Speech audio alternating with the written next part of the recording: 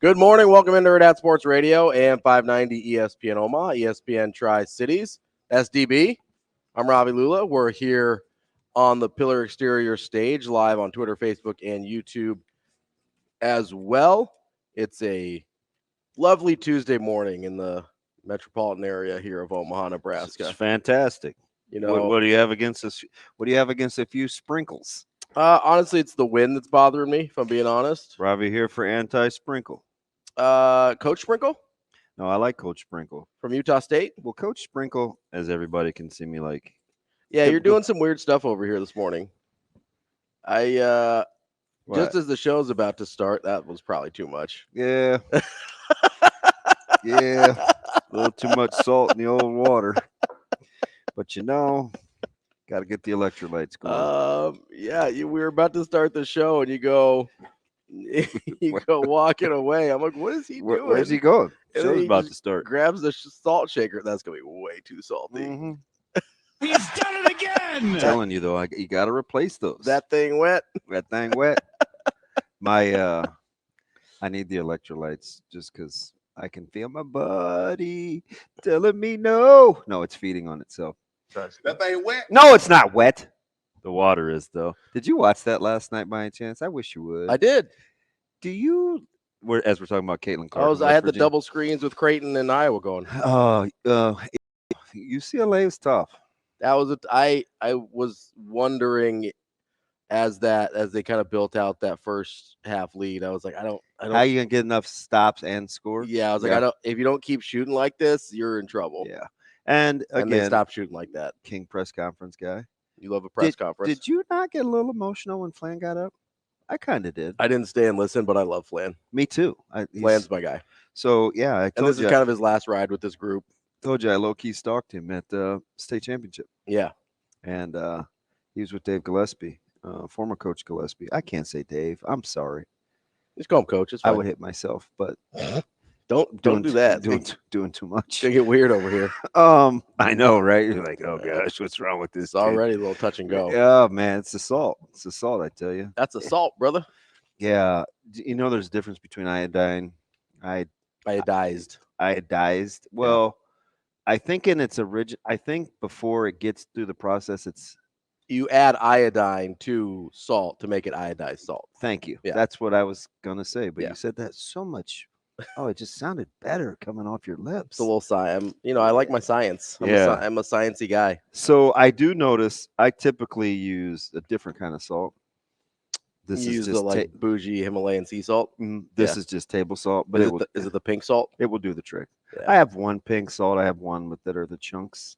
What do you call those? The crystals. Yeah. What's the rock? Yeah. What's the sea salt? Don't be fooled by the rocks that you got. Yes. You're still DB from the block. Wow. 2000s kid here for radio. Yeah, but watching the Jiminy Christmas. You're watching the Iowa game last night, and it's weird because she's not a big, and usually you see those people that are officiated differently. But Caitlin's superstars are officiated differently. It would be very, very hard to officiate her games. I think so. Yeah, especially for her style, because I think she prefers it free flowing. Oh yeah. But most super skilled people do. But she initiates a lot of contact. Yeah, she's very capable of she only wants physicality on her own terms. So I watched her the other night, this weekend, and it was interesting because her dad, for all intents and purposes, seems like a nice guy, and he always gets the camera panned on. Yeah, I don't get into the whole what they believe. Yeah, it seems, and he's a good interview, at least from what I see publicly. Right? Yeah, and I think this weekend he actually told her to stop it. He did. She was complaining about refs, and he said, "Stop it." She looks to him. It's almost, it reminds us of a very strange analogy. You remember when we're full of those? It's kind of our wheelhouse. You remember when you couldn't, because I think they changed this rule, but in tennis where you couldn't talk to your coach. Yeah, and so players would That's right. You're a big tennis guy. Yeah, so players would just look at their coaches and be like, and they would kind of just be like, they were trying to give him hand motions that wouldn't get him in trouble and whatever. It's not weird. That's pretty. I like that. I kind of got that vibe that that's how she kind of looks at her dad. Because it happens a ton. Yeah, I feel like she looks to him a lot, and he was finally over whatever her antics were in that moment, complaining to the refs or flopping or whatever it was, and he just goes, "Stop it!" Yeah, I like pretty emphatically. Like kind of in that moment, I was like, "Dang, I don't know you, but I think I like you." Yeah, no, I was riding with Caitlin Clark's dad at that point. Because I'm also not one of those people that I'm not put off by the way she plays either. Mm-mm. Like we got to get over, even if you're not, like it doesn't bother me. It doesn't bother me because there are a lot of competitive people like that. We just don't. We're not used to seeing it from the women's game. Yeah, you just honestly, we're not. You just don't see it like that. Yeah. So I don't knock the. Also, if you're hyper competitive. You will absolutely get away with everything they will let you. Yeah. Right? Like we see it with LeBron all the time. We saw it with Kobe. We saw it with Jordan. All the great players will get away with every single thing you allow them to because it makes them better. Kobe has talked about how he used to study what spots on the floor were blind spots for referees so he could get away with whatever he wanted in those spots. Right? He'd go, okay, I know this guy's supposed to be positioned here and this guy's supposed to be positioned here. That means they can't really see me here. Or I'm being screened from their field of vision right here. How is that any different than knowing that you can get away with a little chicken wing on your drive? She doesn't. That doesn't bother me. It doesn't bother me at all. No, not one bit. If you're competitive, you take advantage of everything at your disposal. Okay, Mike Tomlin. He looked tired yesterday. Yeah, my man said, if you like competition, this is what you want. Pressing. He looked like he said, but it is important to have some sort of starting pecking order. Sure. He was all in on competition. I'm sure this is not related. But it looked like he was already exasperated by Russell Wilson. See, you want it to be that way. I'm not falling in. That's what I said. I'm sure it's not that. And guess what? What? Russell's got plenty of meat left on that bone. According to Mike T. Hey, so how about that? Steel City, let's weld. Such a hater. Coming up How about them apples? I know, right? You like apples? Coming up on the show today at 8:30, we've got Omaha Supernovas head coach Laura Kuhn. With the cool voice. With the super cool voice. She's got that voice for radio. We love it. She does got a great radio voice. At 9, we've got Gary Davenport from Bleacher Report talking NFL. We can maybe deep dive into the dark circles under Mike Tomlin's eyes. Say, of course, it's Russ. Wait, what do we got going on? At least he cut his hair. Who, Russ? Yeah. Did he? Yeah. That's good. He was looking a little goofy. It's kind of a brush cut now. I don't think that was gonna. The whole free flowing locks and curls thing, I might not have played. It wasn't gonna play in the Steel City. I don't know. Coming up at 9:45, we will talk to Brent Hubbs of VolQuest.com. That is not a telecom communications company, VolQuest. No, it's a Tennessee Volunteers website. Yeah. We will talk about the Creighton matchup with the Tennessee Volunteers here at the end of the show. In the meantime, you can get a hold of us at 888-638-4876. If you have any takes that you'd like to, if you'd like to wonder what the bags under Mike Tomlin's eyes are all about. He doesn't get enough salt water. Are they rust related? Are they not? If you're trying to figure out, is Deion Sanders just a bad dad? He definitely has a different approach. He does. That's the nicest possible way to put it. He definitely has a different approach. Yeah, it's I'm just saying if something but his kid they're productive though. So far. Do you know what I mean? No, I get it. But so I'm just saying, for all the crap that we gave LeVar Ball,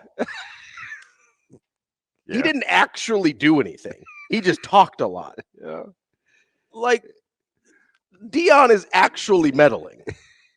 Like, actually messing with, and not just his kids, but Travis Hunter, too. Yeah. Well, I don't know if you know this, but he has said it on numerous occasions. My man. It's like his son. That's fine. I get it. All right, cool. I appreciate you looking out for the kid. Got to be pretty secure to be other teammates, don't you? Or maybe that's why everybody left last year after they were 4-8. Well, I don't know. It's hard to say. It's either, it could be that. Could be that he constantly throws his players under the bus. I don't know which one it is. Hey, I need you to protect my son better. Your delivery is a riot. What'd I do? Hard to say. Yeah, I detected a note of sarcasm. You know what else is hard to say? Hey, Shohei, where's that money? You didn't know? Oh, now we got the Shohei jokes. You didn't know? I don't know, man. Like I think people that don't like him, and you'd think this would be me. I don't even dislike him. Just the story sounds like nonsense. You think? Yeah, I don't buy it. No. Maybe maybe they have an arrangement because his interpreter could easily throw him under the bus. Yes. So why hasn't he? Does he think he's just getting more money? I wonder how much money would you have to give me if I was looking at going to jail? Is he going to jail though? No, that's the thing. I don't think so. If he's not going to jail, then or maybe Shohei actually did bail him out of like a $4.5 million debt, and he's like, "Thanks, buddy, for not letting me get killed. I'll go ahead and take a couple months in prison." Yeah, like seems like a fair trade to me. I just maybe I'm naive, but why are we assuming that Shohei was the one betting? I don't think he was the one betting. I don't think he was the. I don't think he want him to be the one. No, I don't think he was the one betting. I have a hard time thinking he wasn't aware of the money leaving his account or wasn't aware of helping out his buddy. I think he was aware. That I don't think he was the one gambling. Yeah. I don't care about that at all. Because it's just weird how people want this to be like. Here's my point. And we're just not very thoughtful, right? Because we automatically go to like Pete Rose.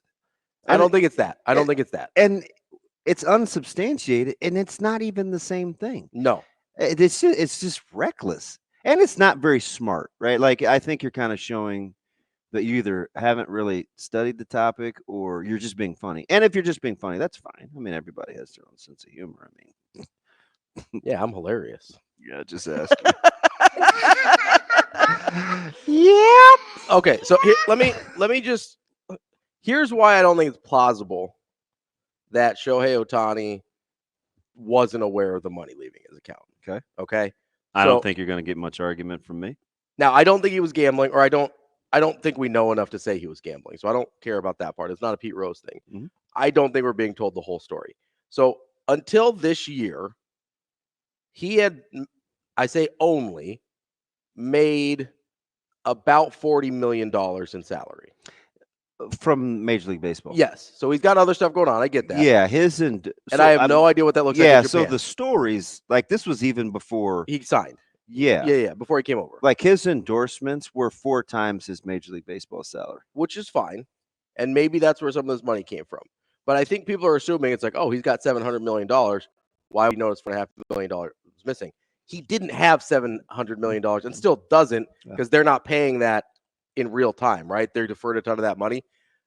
California taxes, that's $20 million take home, basically, right on the money of $20 million take home. $4.5 million is like 25% of his money. Yeah. Now, again, endorsement money, I don't know what that looks like. It's a lot. I get that. But he's not so rich. Like, he's not a billionaire. See, now that's the part. So you haven't wanted to speculate yet. I'm surprised you want to go there. Well, no, because I think I've heard so many people just say, well, I mean, it's only $4.5 million. People can make you dumber. They can. Because that right there, the number is not even relative to how much he's making. It's relative to how much you can wire.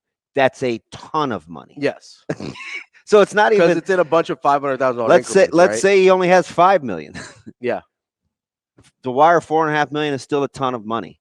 Let's say he has $100 million. It's still $4.5 million is a ton to wire. Still a lot of money. Yeah, like what he has as a revenue source is kind of inconsequential or irrelevant or doesn't matter or whatever you want to use. Don't know if it's inconsequential because the lower that number gets, the less plausible the story seems. So, Ravi, how many stories have you heard? See, this is why I like to think. Okay. How many stories have you heard of people going bankrupt that are relatively bright because of bad business ventures or money that was taken from money people? A ton. How many? A ton. More than 20? Guess what, though? More than 20? Sure. Okay. Yeah. More than 50? Probably. Okay. Calvin Johnson just told a story the other day of why he handles his own money. Mhm. Because he lost $30 million in a business deal, almost. Here's the difference. Okay. Why isn't his interpreter handling his money? See, that's what I'm telling you. Yeah. Because we can't answer that question, doesn't mean it's not a thing. So let's say his interpreter is part of his business team. I would assume that to be the case. I would not. Why? Because if you're gonna do business or you're not gonna handle business, what if Shohei is kind of a hands-offy kind of guy? That's fine. Okay. That's fine. Couldn't you entertain that? For sure. Does that seem crazy? Well, it depends on what you mean by part of his business team, right? I assume if this is his personal interpreter, he's there with him at business meetings, whatever. So if that's what you mean by part of his business team, yes. Yeah. What do you think? You think he's got a piece of the pie? I mean, does he have access to accounts? Like, that's a different thing. Being part of the conversation, having access to accounts are different things. Maybe. So when he says stole, Mhm. does that mean, hey, some of this you can use for blank? Yeah, you have discretionary funds, whatever. You just can't do this. You can't go above this. Like, yeah. You're not. So we don't know that. That's fair, right? I mean, you can't just be falling for the okie doke, can you? For which okie doke? Because there's lots of things that I haven't heard anybody talk about in all these little talking head shows because they want the sensationalism of it. But my dumb personality is, how'd we get here? Right? So I want to know the back. I'm trying to find out like backstories. Like, how could this happen? Sure. So I think if he had access to his accounts, why? Is that a fair question? No, because Ravi, it happens all the time. But most of the time, 99% of the stories that you were telling me that I've heard about. I know we think only black people have posses, but that's not true. No, that's not what I was saying. And Mr. L2. Yeah. Do you know who is notorious for being gamblers? Yeah, there's a huge Asian gambling community. 1000%. So, I mean, huge. Yeah, no, I find all of that plausible. Okay. My biggest hang up is in 99% Is this because you want it to be? No, I don't understand it. Okay, so if you're trying to crack the code, then you at least have to enter. Okay, this is a possibility. If you really want to, no, I understand it's a possibility, okay. But my next question is why. Okay. I understand it's a possibility that the interpreter had access to accounts. Mm-hmm. My question then is why? Because I think a lot of people that make a ton of money, that have a lot of different entities, have people that make moves on their behalf.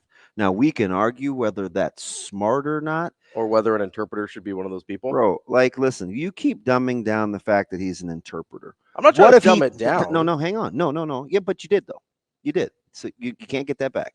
Okay. I don't know if I'd let an interpreter. So we can read into what you mean by that. Your delivery was of sarcasm. Certain people with certain jobs that should have access to your money. How about this? And some that shouldn't. How about this? Okay. How about if he does business or had business experience and he happens to be his interpreter? That's great. What if he's not his interpreter by it's the nature of their relationship? Then that makes more sense. Okay, so you gotta be willing to be able to think. So that's the why, though. I mean, if that's the explanation, I don't know if it is right, but if it is, that's a pretty easy why. Yeah, but I thought of this one, and I'm not even that smart. Like, so why? So nobody else can think of this, or we just. My issue is when I hear Shohei talk. Yeah, that was never addressed. So what touched my nerve? Yeah, is I've been hearing this, and it's not you. Mm-hmm. You just happen to be on the receiving end of the discussion because I'm talking to you, all right, and anybody else that's listening. We keep throwing the term interpreter around like it's like. I mean, nothing against people that pick up dog poop for a living because I love our guy. Yeah. But we make it like it sounds like a menial labor job. Yeah, and I don't think like that true. Means you lack aptitude. He clearly clearly was bright enough to get away with $4.5 million. And let's say, so you're making an assumption there, because you're making the assumption that Shohei didn't know. If you say he's bright enough to get away with it. I'm making the assumption based on what the 12-minute monologue that Shohei read to us yesterday. That's what he used the word stole. He did. Once Shohei uses the word stole, Shohei himself, it is no longer an assumption. You're taking him for his word.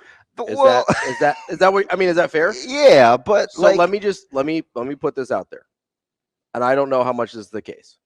There's this book by Malcolm Gladwell called Talking to Strangers. I like Malcolm Gladwell. Have you heard that one particularly? No. So basically, the entire premise of it is how, and this could be both a positive for me or a negative for me, just depending on how I'm interpreting this.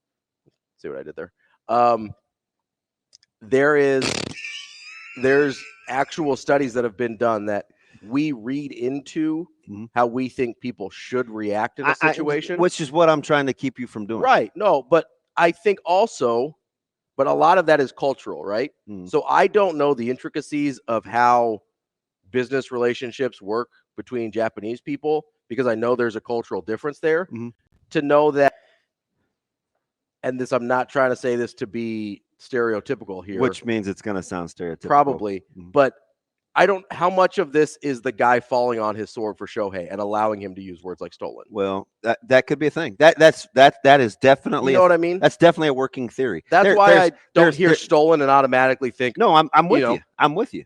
That's definitely a working theory. And I started out by saying, I mean, how much money would I have to pay to go to jail?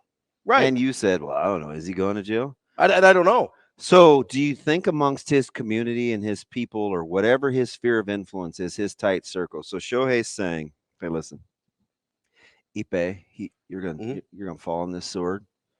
I've got a bunch of nefarious, because you started out by saying you don't think Shohei's gambling. I don't. I think he was helping out his buddy who was helping his buddy out of a situation.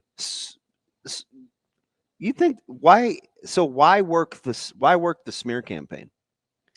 Because if Shohei knows about the gambling, then you're at risk, at least maybe in his mind. This is where my mind would go. Okay. I would say I'm at risk now of being tied to professional gambling. And then my career is in jeopardy. Now, if this guy just takes it and you just bury this guy and he was a rogue agent and he stole from me and whatever, then I'm cut from it. I'm a victim here. Do you think the bookie knows who's placing the bets? Probably. Okay. But do you think he knows? Think he's getting another $4.5 million to say nothing? I mean, he's got the $700 million coming. Maybe he is. I don't know. Or maybe there was enough of a plausible deniability situation for Shohei. I don't know. Throw your hands up in the air. I don't know. We got more Hurrdat Sports Radio coming up next. We're back here on Hurrdat Sports Radio, AM 590, ESPN Omaha, ESPN Tri-Cities, live on Twitter, Facebook, and YouTube. That's DB. I'm Ravi Lulla. We're here on the Pillar Exterior stage. We've got so Sindelar messaged us. I didn't pre-read this. I'm going to read it live, which is a little dangerous. Oh, okay. So here we go. All right. See, that's trust. It is. Would you let him spend some of your money? Absolutely not. I used to do this, and I always get caught. I am Team Ron Burgundy. Knock yourself out here. From Alex Sindelar. Here's how I frame the Shohei stuff. Ravi, congrats. You just landed a huge contract to work as a radio host in the Czech Republic. I happen to speak Czech and understand the market, banking, etc. over there. While you're busy doing endorsements in your show, the thing you're great at and occupied with, I'm dealing with your money and booking and translating for you. You're trusting me to do this. Then, because I crave chaos, I start gambling with your money and I suck at it.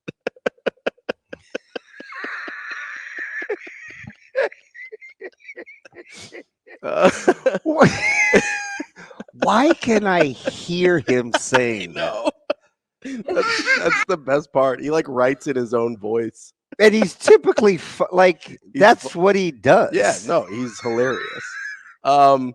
I remember for a couple of years ago, like, I don't know where I came across him, but I kept asking. I said to Shane, I was like, why don't we ever talk to him? I said, this guy's funny. No, he's very funny. And Shane goes, he kind of did a little research. He goes, I think it's just Creighton baseball. You want to use him for Creighton baseball? I said, I think that's what he does. I already told him we'll have him on for Creighton baseball. It's like, yeah. And this has been going on, and I can't remember what I think it was something he tweeted. Oh yeah. And I just was like, ooh, he's making fun of somebody. He usually is. But anyway, like, okay. I understand that scenario, and I understand it's plausible. Okay, so listen, this is my man, Channel 3, Sean. And he's Channel 3, Sean. Super sports savvy. Yeah. Although he's Chiefs fan, so he take that with I don't a know grain how of salt. savvy. All right, but so this is what my man said. Okay. So let's process through this. He says, hey, good morning. He says, you keep saying he said the word stole. He didn't say stole. The guy interpreting for him said stole. We don't know exactly what Shohei said. Maybe the Japanese word that we interpret as stole actually has a different meaning. So my response back to him was, I said, that would be pretty next level. I said, good thing, this is me just being sarcastic. I said, good thing there's other people listening that speak the language that could confirm or deny that. Are we just going to question that one word? And he said, not necessarily. My point is in a situation like this, where we're wondering if the guy is on the level, I would bring my own interpreter because I want to know exactly what Shohei said. Here's the thing, though, Channel 3, Sean. He wrote it. Yeah, it was a written statement. Both of them were reading off of written statements. It was a written statement. So I don't like, would you entertain the idea that an interpreter would go rogue? I am not entertaining that idea. And here's why. Does that make sense? It doesn't. Do you know what I'm trying to say? I do. Okay. But the Did I do a good job of reading real time? Yeah, I think so. He's a good writer. And Sean is not the only one with this theory, right? Or with this suspicion. I saw a lot of it on the internet yesterday. Yeah, me too. And it was driving me up the wall. Here's my question. Why? What good does it do? Because Shohei can literally say whatever he wants. And there's 6 million other people in the country that know what he's reading or said. Not to mention, you think nobody in Japan was listening? Like, he's the most. It's the biggest market in the world. We know how crazy things got with Keisei, right? Yes. And the Japanese media and them sending people over here. You don't think the most famous person from their country is under constant news media coverage, and not a single one of those people. Dude, he has his own separate media. Not even the Dodgers. He has his own separate. That are literally dedicated to following him. Yes. It's like he's the Queen of England. Like, that is how he is treated with paparazzi and media or whatever. Is that the lady we talked about last week? No, that's Princess Kate. Queen of England's actually dead. It's now King Charles.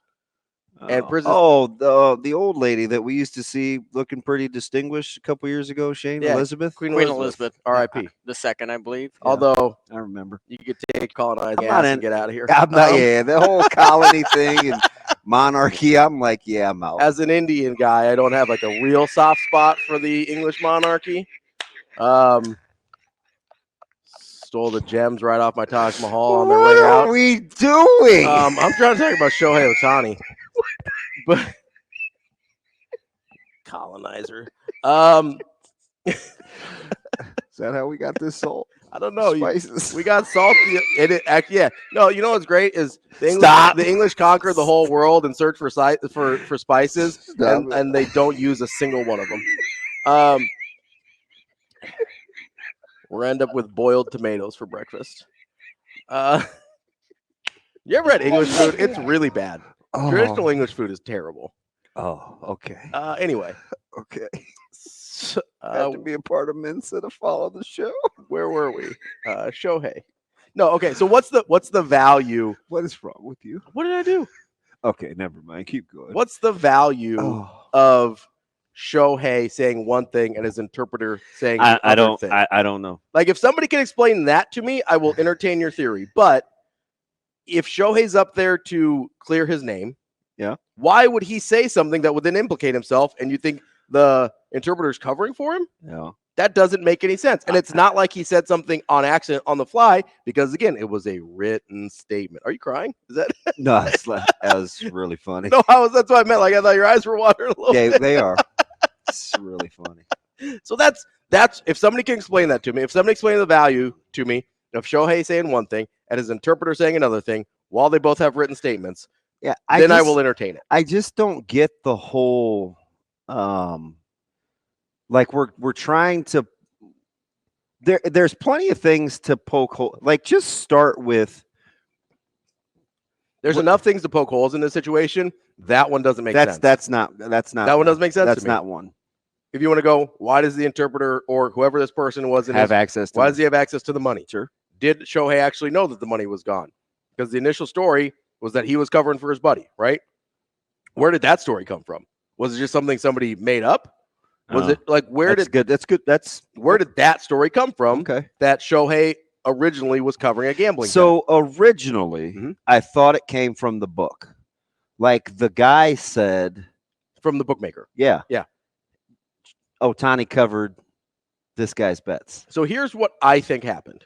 This is my working theory, is that's what happened. After you were so combative this morning, how can you have a legitimate theory? You were only open to like one thing. I'm a total wild card, DB. You never know what's going to happen. It's the whole gym thing off the rails.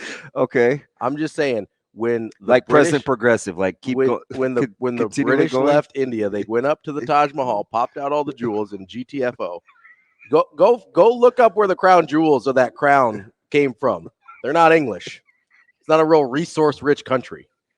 Are you being serious? Yes. Yeah, I'm dead serious. The dude's temp is like 1036. We're gonna have to get him some help here. I am dead serious. I want my jewels back. All right. Working theory. My working theory is that Shohei knew about the debt. Okay. Covered the gambling debt. I don't think the interpreter had access to his accounts. I think Shohei paid that money and then found out from Major League Baseball, hey, bud, I don't care if you made the bets or not. You paid a bookmaker. You're in deep. So you think and now they're going backwards to cover. You think the guy that doesn't want us to know the name of his dog or in public media or wanted it leaked where he was going to sign, and if it did, he wasn't going to sign with that team, paid the bookmaker directly? Not directly.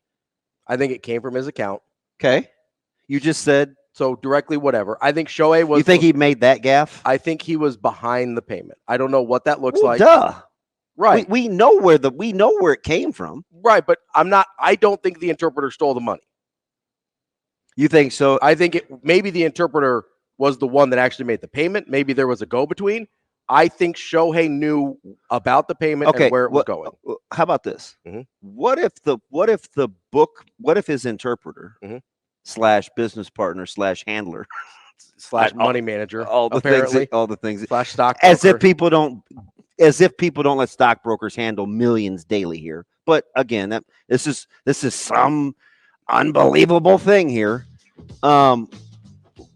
It's just people just being disingenuous to like poke at the story. But anyway, what if the guy said, "Hey, I need $4.5 million," and didn't really say what it was for originally, then told him? Then Shohei's dumber than I thought. Well, that's entirely possible. That's a valid theory. You don't think he's very bright anyway by letting a guy have access to his money. Fair enough. I'm just saying, like, what if? I mean, I don't know how close you got to be and how much money you have to make to say, hey, I need $4.5 million and not ask any follow-up questions. Maybe they're boys. Wrapping up hour number 1 here on Hurrdat Sports Radio, AM 590 ESPN Omaha, ESPN Tri-Cities. What are you making that look for already? I just think Jordan's text was funny. That's DB. I'm Ravi Lulla. We're here. We're live on Twitter, Facebook, and YouTube, as well as live from the Pillar Exterior stage. What's up? Can you handle having questionable sports takes, but people still think you're funny? Yeah, I would prefer that. I would rather have people be like, I don't know if he knows anything about sports, but he's funny as hell. I'll take that. I've just never learned that in history class. So that's 80% of what made it so funny. Was Shane just be like, oh. Like his head was tilted, his mouth was kind of open. I just happened to peek at him because I looked just like that. Yeah, he's kind of got the confused puppy head tilt where he's like, what? And it was over something stupid that I said, which is not uncommon. I'm like, oh, is that the? You're like, no, that would be the Queen. I was like, oh yeah, and then you just did that. A little extemporaneous rant there. All right, now my man. So I will say, Travis says, yeah, who the F says, hey, can you spot me $4.5 million? Sure, here's 5. See, here we go. See, you guys, Like, and he's gonna be a lawyer. No, that wasn't. No, that was. Oh, I was gonna say I would not hire you if you think that narrow-minded. He's a criminal prosecutor. Don't worry. Let's. Hopefully, you're not hiring him. Hey, so if it's all relative, Right, I right? understand To somebody's means. So if somebody's in trouble Mhm. for what the amount is, they would know who to go to. Sure. Like, why is that so hard to fathom? That's not hard to fathom for me. What's hard to fathom for me is that there are no follow-up questions. Like if somebody is borrowing money from me, that is proportional to this, whatever my means are versus his, and it's proportional, right? I'd be like, okay, what's up? Like, what's going on? Are you in trouble? Do you need some help? Like, where are we at? Like, what is the money But for? what if he told him that? What? Listen, is Poltergeist here? Do you believe in aliens? The colonizers. Do you believe in talking aliens? about them? Yeah, I need to know this. We're going to work together. 100%. Okay, we can work together. Yeah. Just I don't know why people don't believe like we're not the only people in this universe. It's scary.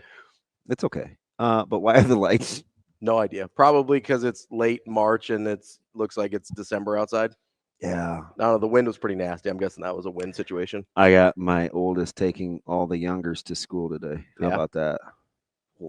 Maya? I want to call him so bad. Or Caleb? She's in school. By the way, she called me. I have to call her back. She's in Lincoln at Wesleyan. That's what I thought. That's why I didn't know if she was home for So he's out because they have ACTs today. So he took Micah and Zoe to school. And Zoe going to school without her mom has to be some sort of traumatic experience. But anyway, like, I get you would ask follow-up questions, but we don't know the relationship. Like, there are certain people, I'm telling you, everybody has these people where if you asked me something and I was capable, I would just do it. Yeah. Like, why do we act like this is so, because we can't get our mind around the number? This is chump change to Ohtani. Do you know how much money he left on the $700 million deal to defer for 10 years? A lot. A lot. Most of it. Do you know why? Because he can. Yeah. Like, I mean, go read his contract. It's unbelievably Dodger friendly. Oh, yeah. Right? We like to make jokes because we can't read, or we don't read, or we don't comprehend. So we poke fun. But anyway, I don't even like the guy. He's fine. DB here for Shohei. I didn't want him as a Dodger, but because I hate the hype. It's my personality. It doesn't make me right. It makes me weird, right? It's seriously. It doesn't make me right. It makes me weird. Can we get that on a T-shirt, Sasha? Doesn't make me right. It makes me weird. No, what I'm saying is I've been conditioned. Yeah. Right. I'm never going to be bigger than what we're trying to do. Like wear conditioning? All of it. Yeah. You're an idiot. Funny, but an idiot. I can live with that. Like, that's a trade I'll make. So that's what I gravitate towards. That's fair. Right? Yeah. That it was my whole thing with you like the head down grinder, like do your work, do your job. Yeah, and it don't make sense. It's not like this isn't a gimmick thing. Yeah. Like it's hard. Like it's hard to win. It's hard to be good. Being a good team, it's hard.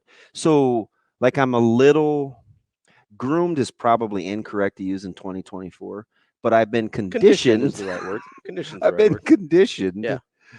Boy, never mind. You're gonna make a P. Diddy joke there? Yes, I was. Get out of my head. Get out. Get out. No, so like that's why I brought up what I did with basketball. And there's no correlation here, I swear, with the Tominaga thing. Yeah. Because I felt like even when they went to break and they're down 15, they're showing Tominaga. They're showing Tominaga covering his ears after hitting a three. I'm like, see, that's a storyline that people don't know the Nebraska basketball team are going to use because it's television. I know I'm not supposed to do that. Joel slapped my wrist. He said, that's gatekeeping. Don't do that, DB. I'm like, but that's the kind of thing I'm trying to guard against. You also, so I think you view that. So that's why I did. I'm like, man, I don't want what comes with this because it's a circus. Because and that's not who they've been. Yeah. Right. Like Walker Buehler, May, those guys. It's not Kershaw. He is the anti-circus. That dude is a consummate professional. For being as good as they've been, for being as well paid as they are, for winning as few titles as they have. Go ahead, say it. I wasn't going to say that. Stab you in your eye. I wasn't going to say that. That's what the glasses are for. They block DB's hostilities.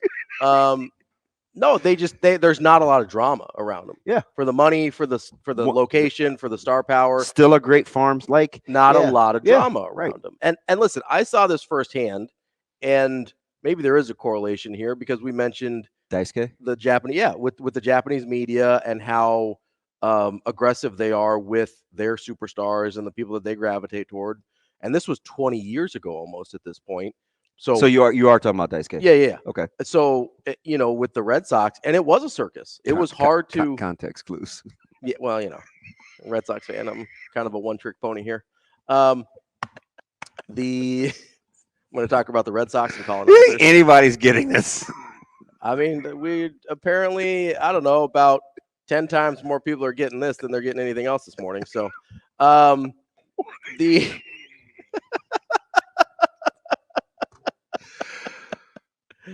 apparently a Shohei conversation is more interesting than other stuff. That's fine. But no, I think there is a price. I get wanting to avoid the circus because there's a price to pay. So that's the really only reason. And that's fair. I say I don't like the guy. It's not. But it's not true. You don't like what comes. I don't want what comes with it, which is totally fair. I will say though, there was a lot that came with Michael Jordan too, and maybe not at his own fault.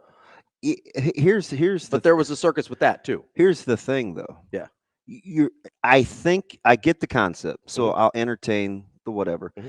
But you're comparing apples to oranges, and Ravi, L2.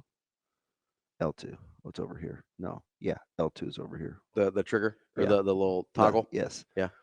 It ruined the NBA for a while because Stern and Thorne rolled the dice to market it to one singular entity, Michael Jordan. It cost the NBA in the long run after he retired because they didn't recover for like 20 years, 15. 15. I'll give you 15. 15. 20 is too long, but 15. The next Jordan. Until LeBron started winning titles. So I wouldn't use the NBA as my analogy because they did it wrong. They got away with it. Yes. They got away with it, but they didn't do it. But Shohei is less like. So I use Jordan, and that's on me. No, but they are mega. Like there is. I mean, I get the name comp. The sport thing is not right. The sport in and of itself is more of a place with Bird and Magic than they were with Jordan. Like no, baseball. He transitioned that, especially if no. I'm talking about baseball. Baseball is more in a place like the NBA was pre Bird and Magic, where you don't have any bit of gravity. Yeah, and everybody, that's what they think the downside of Major League Baseball is it's the marketing the face, right? The marketing of the face, the marketing. And so that's, I think, what they're trying to do. But I would argue that part of its allure is the fact that you can have an Arizona play for a World Series. That's fair. That you can have a Marlins franchise, although they had spent quite a bit with Burnett and Willis and Kevin Brown. That was still a pretty low market franchise, like small market franchise. I think that's the beauty of it. It for sure is. So you don't have a lot of. Does that make sense? No, it does. I just mean from a marketing standpoint, right? I think the product is all wrong. We keep forcing Trout to want to be the face of baseball. He clearly doesn't. He's still a great player, and people still come to see Mike Trout. Yeah, I don't think he wants to be that. Yeah, and that's fine. And that's fine. He doesn't have to. So, but it works for baseball.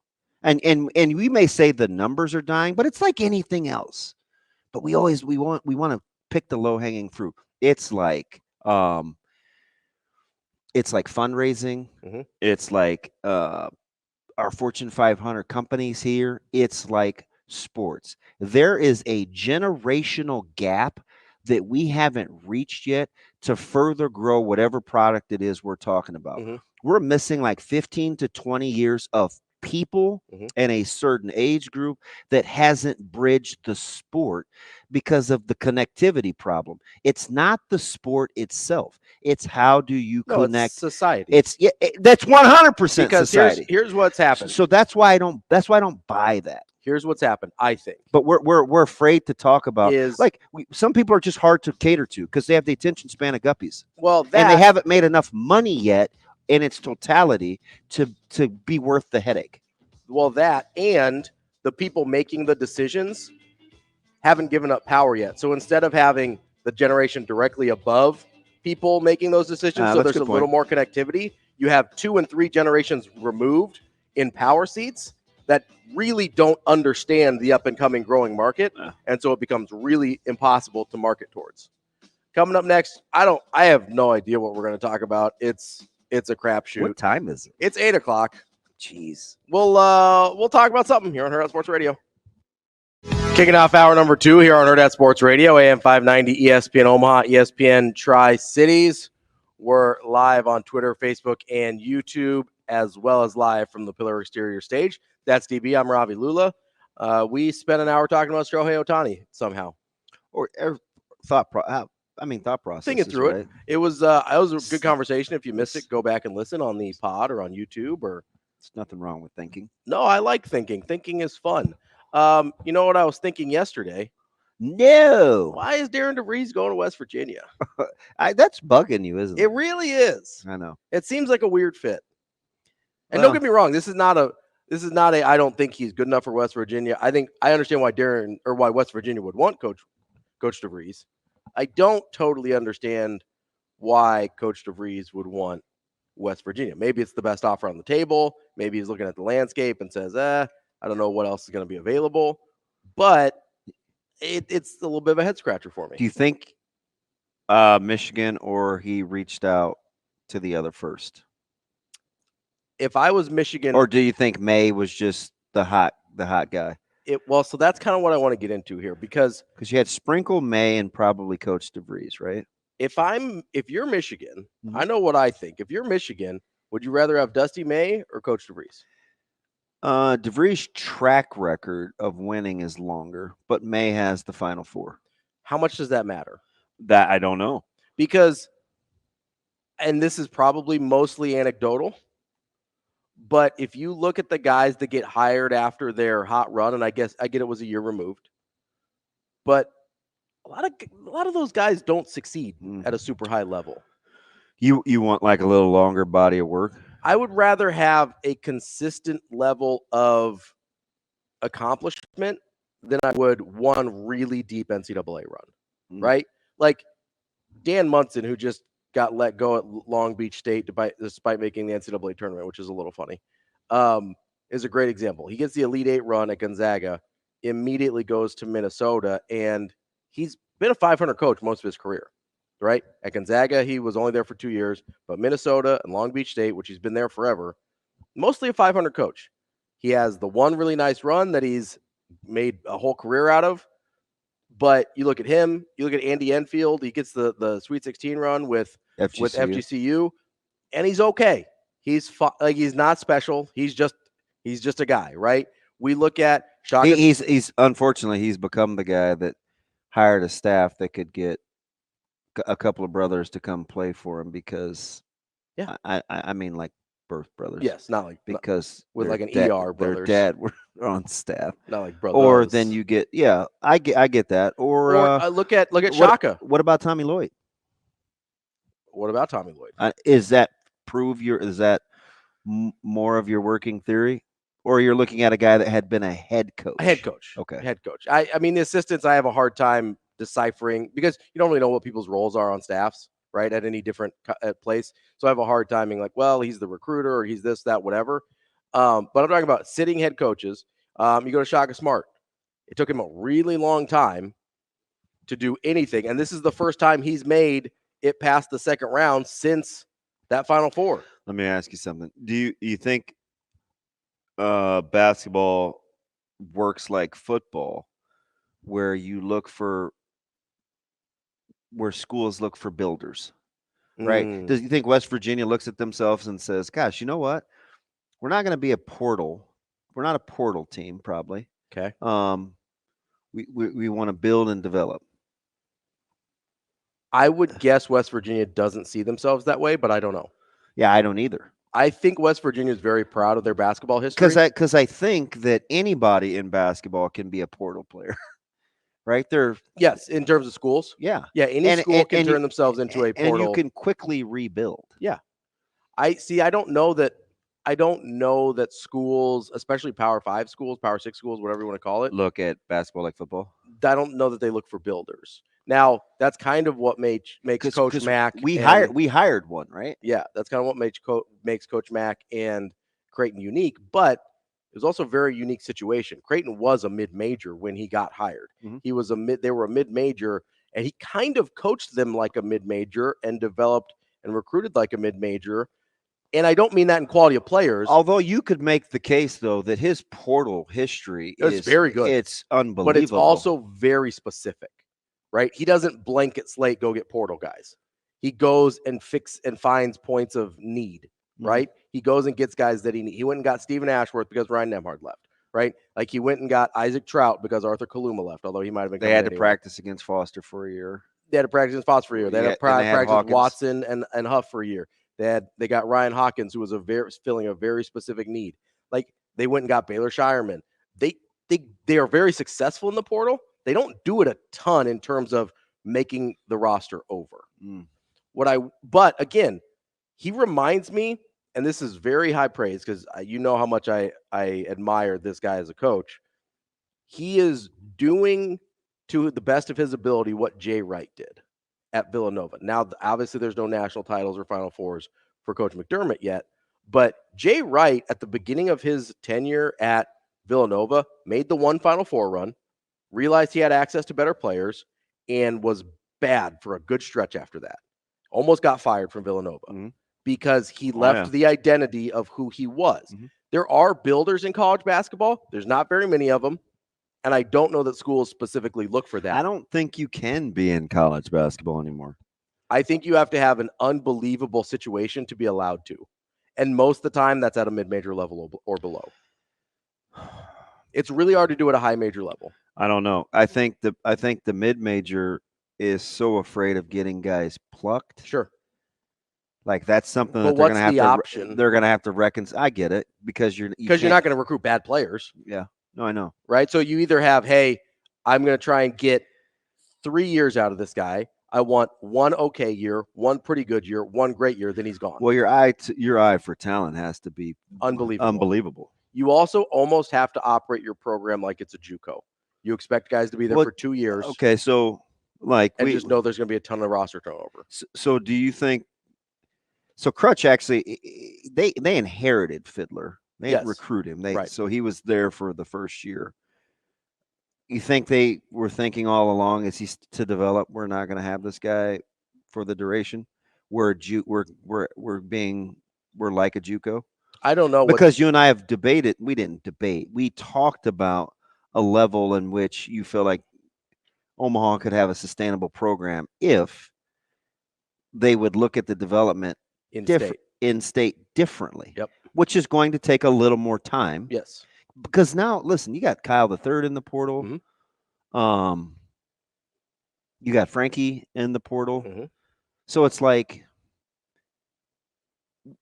one of those, they both did what you kind of would hope happened if they both were at Omaha, not just the one, right? Take a year, starting to get better, really good year, and then move on. So hear me out, though. Hear me out. We talk about how much we admire Coach Rule for the way he handled Tony White and the way he handles Tony White. Okay. He knows Tony White's not going to be here long term. He knows that without a shadow of a doubt.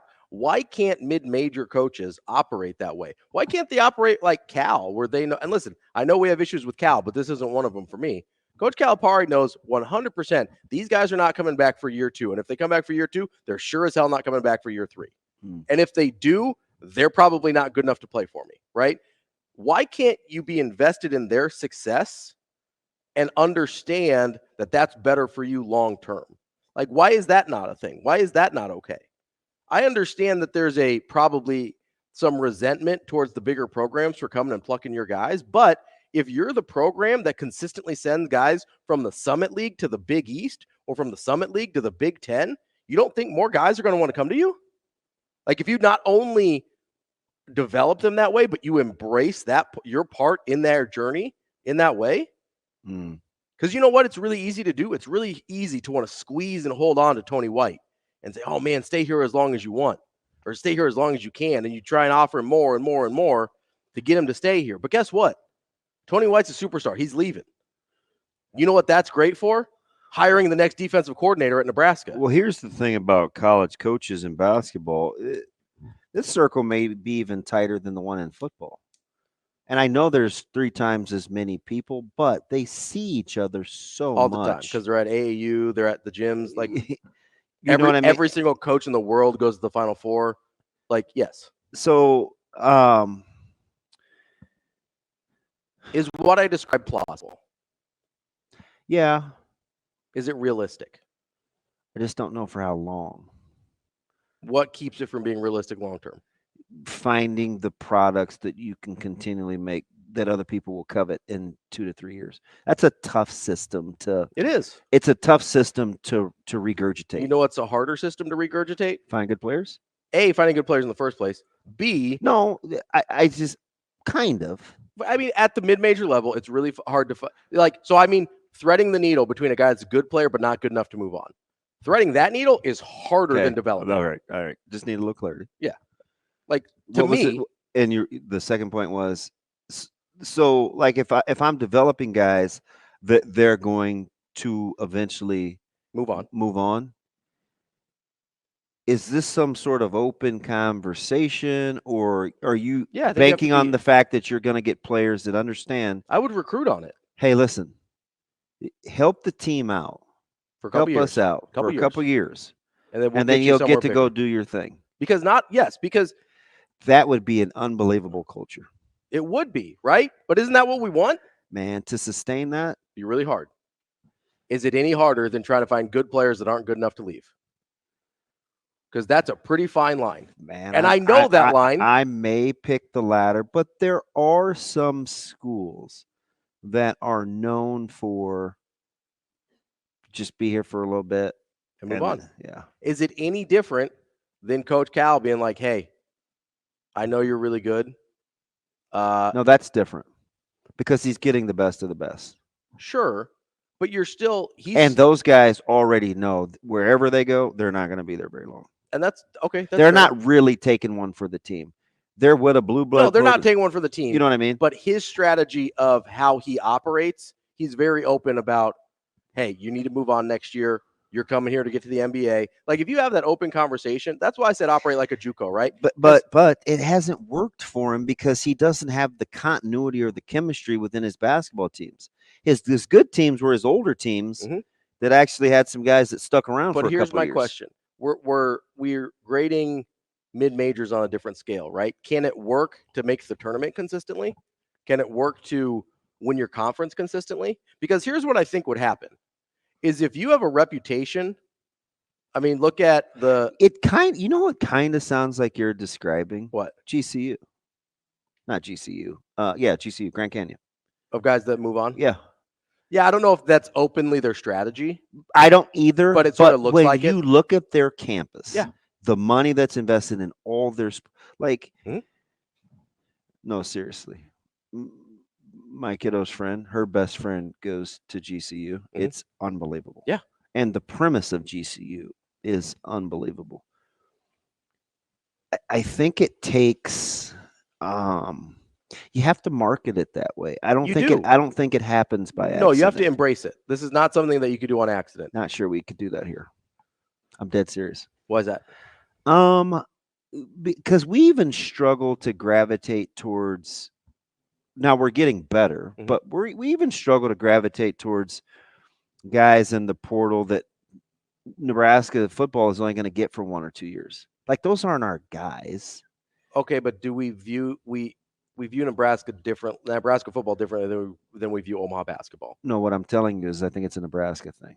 I think it's a state thing. I think it's how we feel about the people that we root for. Let me ask this though, and I don't mean this to be disparaging to Omaha at all.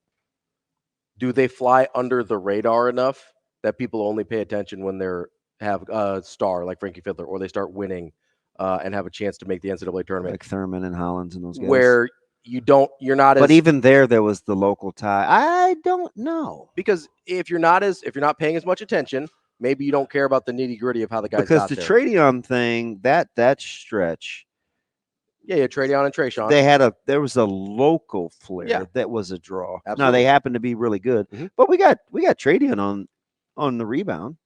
Yeah, out of JUCO. And so we were okay with that, but I'm because he was local. He was from here. But also because they were good. Yeah, that's like I think that matters. Because I don't want to sit here and be disingenuous and pretend like we go into the roster construction of Omaha basketball the way we do Nebraska football. I mean, that's not real. No, but what I'm telling you is if you're talking about sustainability and that's how you want to grow the program, everybody around you has to accept that's what it is. You still have some Creighton fans that had a hard time handling. I mean, Coach Mack has done a masterful job of recruiting just enough of his own guys and sprinkling it in with the portal to keep some Creighton fans at bay. Absolutely. Because otherwise, you'd be the dirty school up the road. I say that tongue in cheek. Oh, they have too many transfers. There's too much roster turnover, and I don't know who to fight. Like, I've heard these things before. Dave on Twitter mentions a good point. He says, I'm describing the argument of a high-level D1 baseball coach. You need players good enough to get you to Omaha, but not so good that they get drafted so high that they never show up in the first place. And that's a fair. He says a tough needle to thread. Kind of. I mean, I get the premise, so I'm not going to pick at that. I get it. I'm familiar with the situation from my end too, because when you're coaching at the NAIA level, you obviously need guys that can compete at that level. But if they get too good, then you're going to get D2 start to offer. If they get too good, you're going to have D1 walk-on offers. And so you're kind of sitting there in this middle ground. And I used to tell this to guys when I would recruit them, because a lot of guys in high school would be like, yeah, I want to, hopefully one day play overseas or something like that. You don't get a lot of guys that I was talking to that talk about the NBA. A lot of guys would be like, hey, I want to play overseas, whatever. And I'm like, listen, man, I appreciate that. I love the dream. I love the grind, the work ethic, whatever. If you're good enough, like, yes, you're going to have an opportunity to play overseas. We've sent guys overseas before. But I was like, if your goal is to play professional basketball, you probably wouldn't be having this conversation with me. You'd be having this conversation with somebody else. Yeah. Right? That's a hard conversation to have with a 17-year-old. What an easier conversation to have with a 17-year-old is? I don't know, though. Is it? It was. Because a lot you're talking about like your recruiting experience. What's an easier conversation to have with these kids?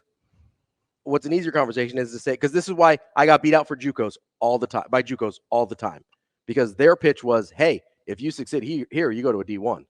I wasn't going to have that conversation because I knew we had never sent a kid to a D1. We've sent a few kids overseas.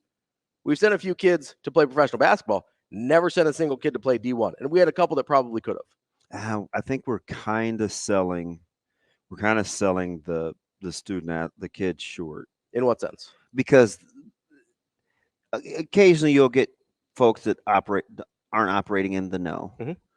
But for the most part, they'll be able to look at your track record.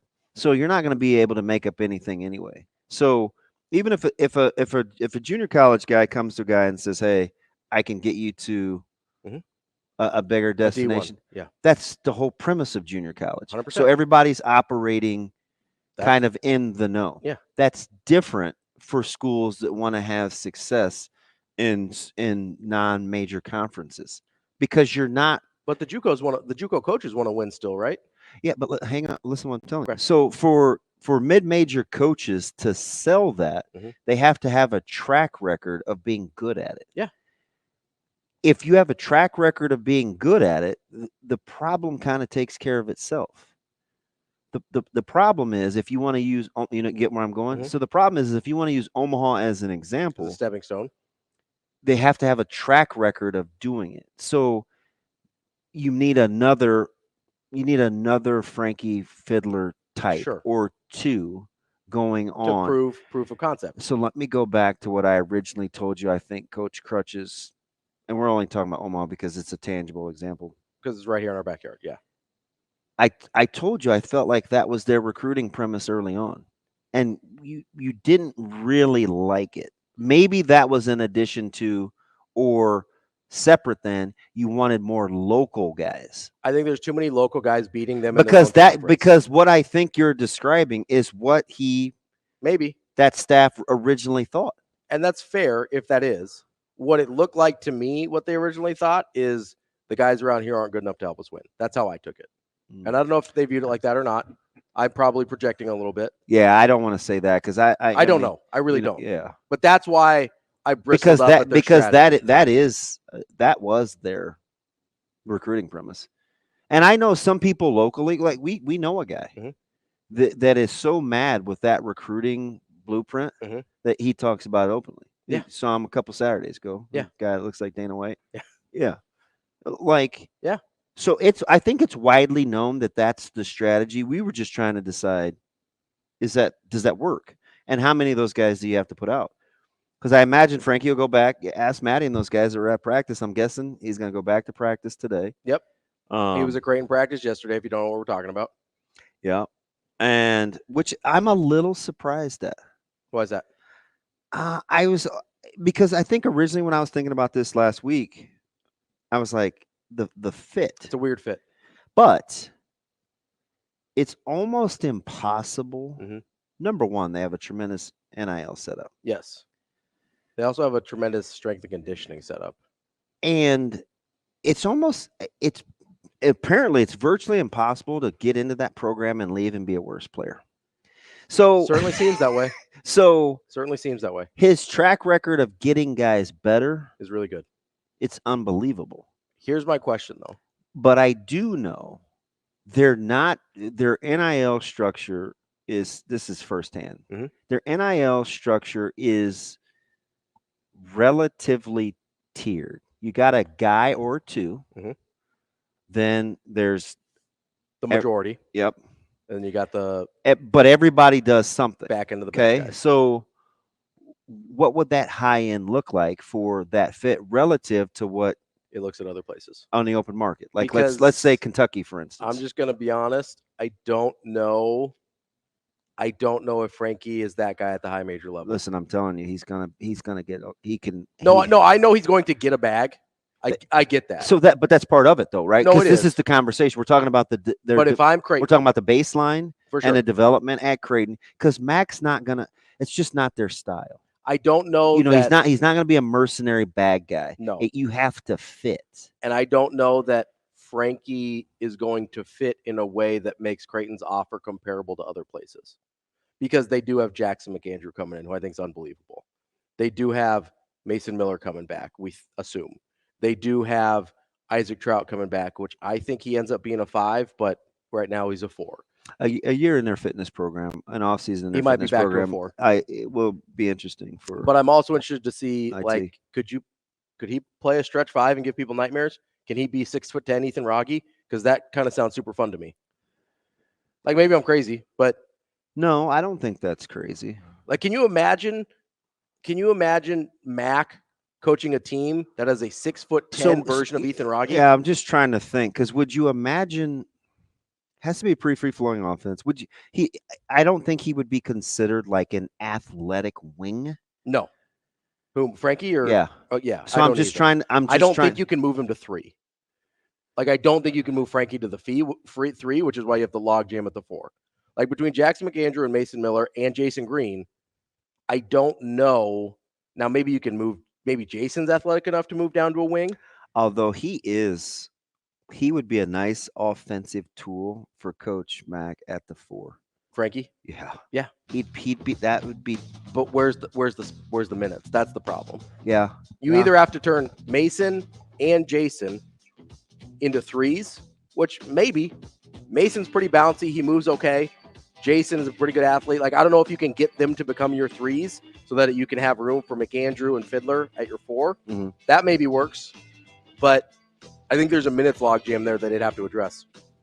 Coming up next, we're going to talk to Laura Kuhn from the Omaha Supernovas. She's their head coach. They play Thursday here in Omaha. We will get to that and more here on Hurrdat Sports Radio. We're halfway through the show here on Hurrdat Sports Radio, AM 590, ESPN Omaha, ESPN Tri-Cities. We're live on Twitter, Facebook, and YouTube. That's DB. I'm Ravi Lulla. We are live on the Pillar Exterior stage, and we are brought to you by the Omaha Supernovas.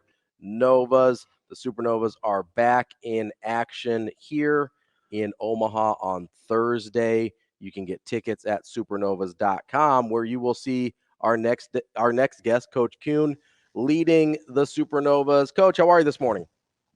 Hi there. Good morning. I'm great. How are you guys doing? Coach, what's up? How are things? Good, good. How about the snow on the ground right now? I'm like, what? Not a huge What's fan. happening? Not a huge fan. I'm going to be honest with you. Not my favorite. Robbie acts like he's not from here. You at least have an excuse. He's such a baby. I'm a huge baby. I've been here my whole life, and I still hate the weather. Coach, I'm a big Yeah, bat. but I'm like, Go ahead. it was like warm last week, and I always wake up today and it's snow. I'm like, okay. You know what's making me mad, to be honest, Coach, is it's killing my sinuses. Like I can't. It feels like there's a brick on my face. Yeah, I'm gonna get him some Kleenex. Coach, the real thing is I like balance, right? I don't want to get into late spring and early summer and have a dry yard or all the bugs are screwed up or the flowers bloom at the. I know. I told him it could still rain when it's warm out, but he wasn't listening to me. Full disclosure, I'm a total weirdo. I apologize. she's like, what? What a goofball. Yeah, I love it. We need consistency. Yeah, That's right. what we need. I just like consistency. That's all. Coach, you guys got a little balance in your schedule after kind of going through a tear of a bunch of games in not very many days. You had about a little week and a half break here. How are you feeling? How's the team feeling? Yeah, I think it was good for us. We got to just train and get into a routine.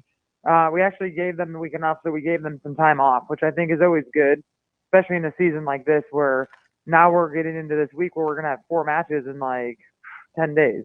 Mm-hmm. So it's going to be, we're getting like cannonball right back into it, but it's fun because we'll be at home. Obviously, 2 matches at home, then we go to San Diego, and then we're back home again. So that's kind of good. Coach, more difficult with an older, experienced professional bunch to manage downtime since you're getting ready to hit the stretch run. You have to just turn over the trust fact that they know their bodies, or are you kind of using a style to get them ramped back up into play? There's a lot of trust with them. I mean, they know what they need. Yeah. But then as a team, that's a different thing. Like as a team, we need to train, we need to get into a routine and stay focused. But for individuals, I mean, that is like you have to know your body. We're here, we have a lot of resources and things, keep them healthy and recovered. But at the end of the day, the time away is actually really good for them, physically and mentally, because it is a grind once we get back into it. So I know they appreciated it. We were back yesterday and we had a great practice. And so it's good. It's a fun week. We're back home. So it's good energy. Coach, how much different is it in terms of managing the bodies and the wear and tear and all of that between college where, I mean, listen, 18 to 22-year-olds can pretty much deal with anything, right? They'll figure it out in terms of physically. Whereas, not that it's an old team by any means, but as we get a little bit older, you kind of want to give a little more rest and a little more leeway on how people manage their various injuries and things like that. How much different do you find yourself in terms of pushing versus maybe giving a little leeway? I think just like any other team, everyone is. I mean, the thing is, like everyone's injuries or where they're at in their own career, it's going to be different, even when they're young, 18 to 22. But there is way more leniency, I would say, and knowing their bodies, but then still having structure. So managing the load, I mean, the biggest thing is the matches. I mean, our matches are like clumped together, and then sometimes there's 1 day, sometimes there's 2 to 3 days in between. Mm-hmm. So it's really more of the load management for the group as a whole, and then obviously individuals. Coach, what is it about, do you think, the friendly confines that haven't been as friendly? You have the 500 record at home, 5-1 on the road. What's the mentality as you get ready to come back and try to defend home turf if you're going to make a run here down the stretch? Yeah, I think we kind of acknowledge that, and we've talked there is a different. I've talked about it early on. Like the team, when you're on the road, you bond. You're just together. There's more of I don't know if it's even structure. You're just forced into like being together, and there's like that. And then at home, there is a little bit of independence, but we're kind of getting into more of a routine and structuring things the way they are on the road. And so we've kind of adapted and adjusted to that in the last couple of weeks, just to make it more consistent. I mean, we just talked about that when we started. Everyone needs consistency, so making that more consistent so it feels the same whether we're home or on the road. Because there's more distractions, there's more things happening when you're home. And we just need to lock that up a little bit better and maybe just be more consistent with how we're doing our routine. With repeating and opponents, I'm curious, especially with professionals, is this boiling down to you more about the tweaks because there's familiarity, or is it just the simple execution of what it is that you want to do real time? I think it's both. And all the teams, we've been playing more. I mean, we kind of jumped into a season where none of these players had really played together that much as a whole, as a team. And so you see across the board, the level of play is getting better and better. Yeah. And every match, it does. It's tough to play the same opponent multiple times, let alone beat them. But there's also a lot of talent and then just the chemistry that's building in each team and each organization. So as we go through the second half, it's going to be way different, and I would say way better, the matches and the caliber of play than the first half. Because again, we're all, we've been playing now for almost 2 months, and you get to know each other, and so you have to figure out new things and ways to score, ways to defend. So yeah, it's exciting, but it's going to be challenging the second half. We're talking with Coach Laura Kuhn of the Omaha Supernovas. Coach, so we were pushing for that 12,000 number last time. We got it.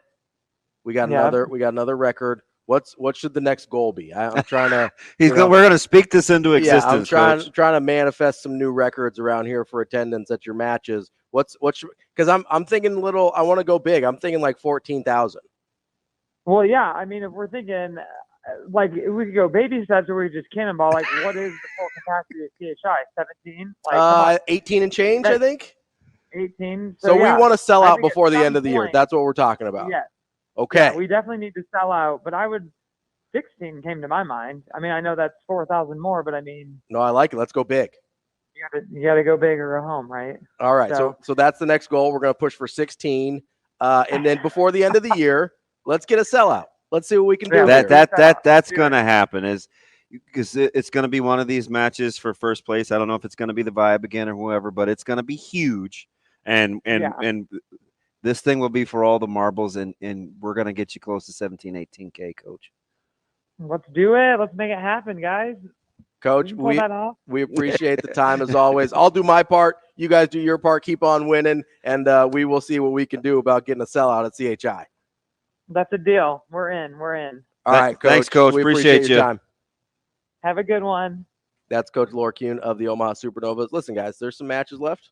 Yeah. Let's see what we can do. It's snow, man. Supernovas.com. Get your tickets. She laughed at me.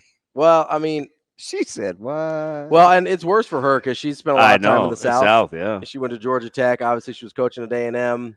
I don't have an excuse. Although, it is a little bit of my DNA to not really be part of this. So we got to go. And she wanted to drop the cannonball too. I know. I like it. She was all in. Cannonball. We got to go to. They've got to go 2-0 here. Yeah. Thursday, Saturday, 28th, 30th. We have tickets to give away this week, Shano.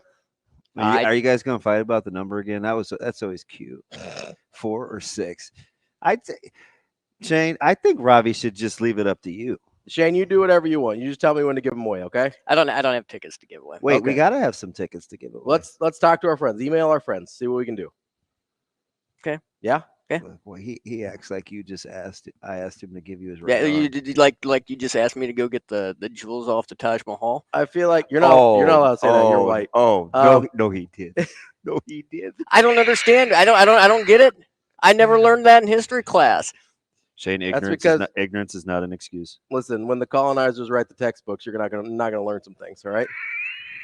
He said you can't say that. Not even a little bit.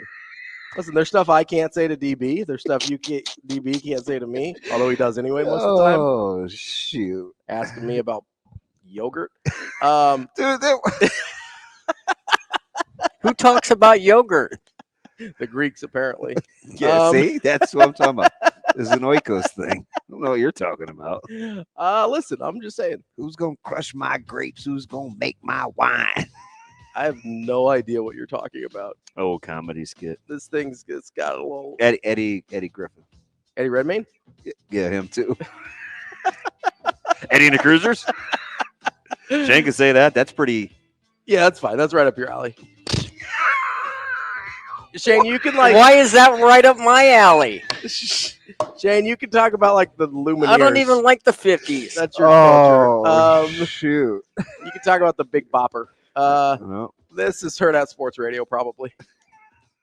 Welcome back to Hurrdat Sports Radio as we wrap up hour number 2 here on AM 590 ESPN Omaha, ESPN Tri-Cities. What's up? just the amazing Daniel's at it again. That's DB. I'm Ravi. We're live on Twitter, Facebook, and YouTube, as well as live from the Pillar Exterior stage here at Hurrdat Sports Bar and Grill. Yeah, so the amazing Daniel with maybe the line of the day after Shane was super offensive. Come on, Shane. And talking about stealing gems off the Taj Mahal. Amazing Daniel goes, man, that's like catching Shane and telling him he's got to give you his pot of gold. You can't say that. I didn't know you were Irish. I didn't say it. Amazing Daniel said it. Oh, man. I didn't know you were Irish, Shane. I'm not Irish. Oh, okay. Well, I don't get that's it then. definitely somebody. I know. Was it TK? Who did you read? Oh, it was Alex Sindler. Who did you read without editing? Yeah, that was Alex. Don't ever do that Which with is Daniel. super dangerous because Alex loves the F word. Yeah. Well, Says it all the time. Maybe. make it always proof Hello, friend. Daniel's work Yeah, you before don't- you just read. You don't want to go on, I'm Ron Burgundy? Question mark here. Yeah. Go bleep yourself, San Diego. Are you being serious, by the way? About what? About the jewels? Yes. They stole the jewels out of the Taj Mahal. It is a real thing. Like from the inside, or were they on the Taj Mahal? Both. There were jewels everywhere. If you look up pictures of the Taj Mahal, it's going to look like there's Wow. these intricate carvings in the marble because it's made out of Well, marble. I didn't know. No, I'm telling you, I'm trying to educate here. It's made out of marble. There's these intricate carvings. I don't know if Ravi from Lincoln's listening, but he would be able to back me up on this. There's 2 Ravis in the whole state. Can't you get them back? I Say, listen. I distinguish. He's Lincoln. Give East them Rocky. back. Listen, I've been trying. What do you think I'm doing here? Well-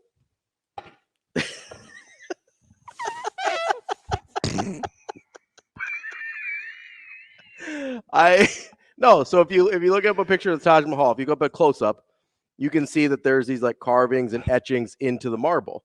DB, I'm gonna let you compose yourself. And they're not just designs. There's holes in them where jewels used to be, and when they left India in the 40s, they took it all with them. What a bunch of jerks. I agree. The big go look at the crown, the crown of the that the Queen would have wore? yeah, the biggest jewel there is from India. It's ours. When they elected an Indian dude prime minister, I was like, "Hey, bud, get our stuff back." You can't say that. Yes, I can. The British Museum is like one of those storage facilities for the rest of the world. Oh. I just want our stuff back.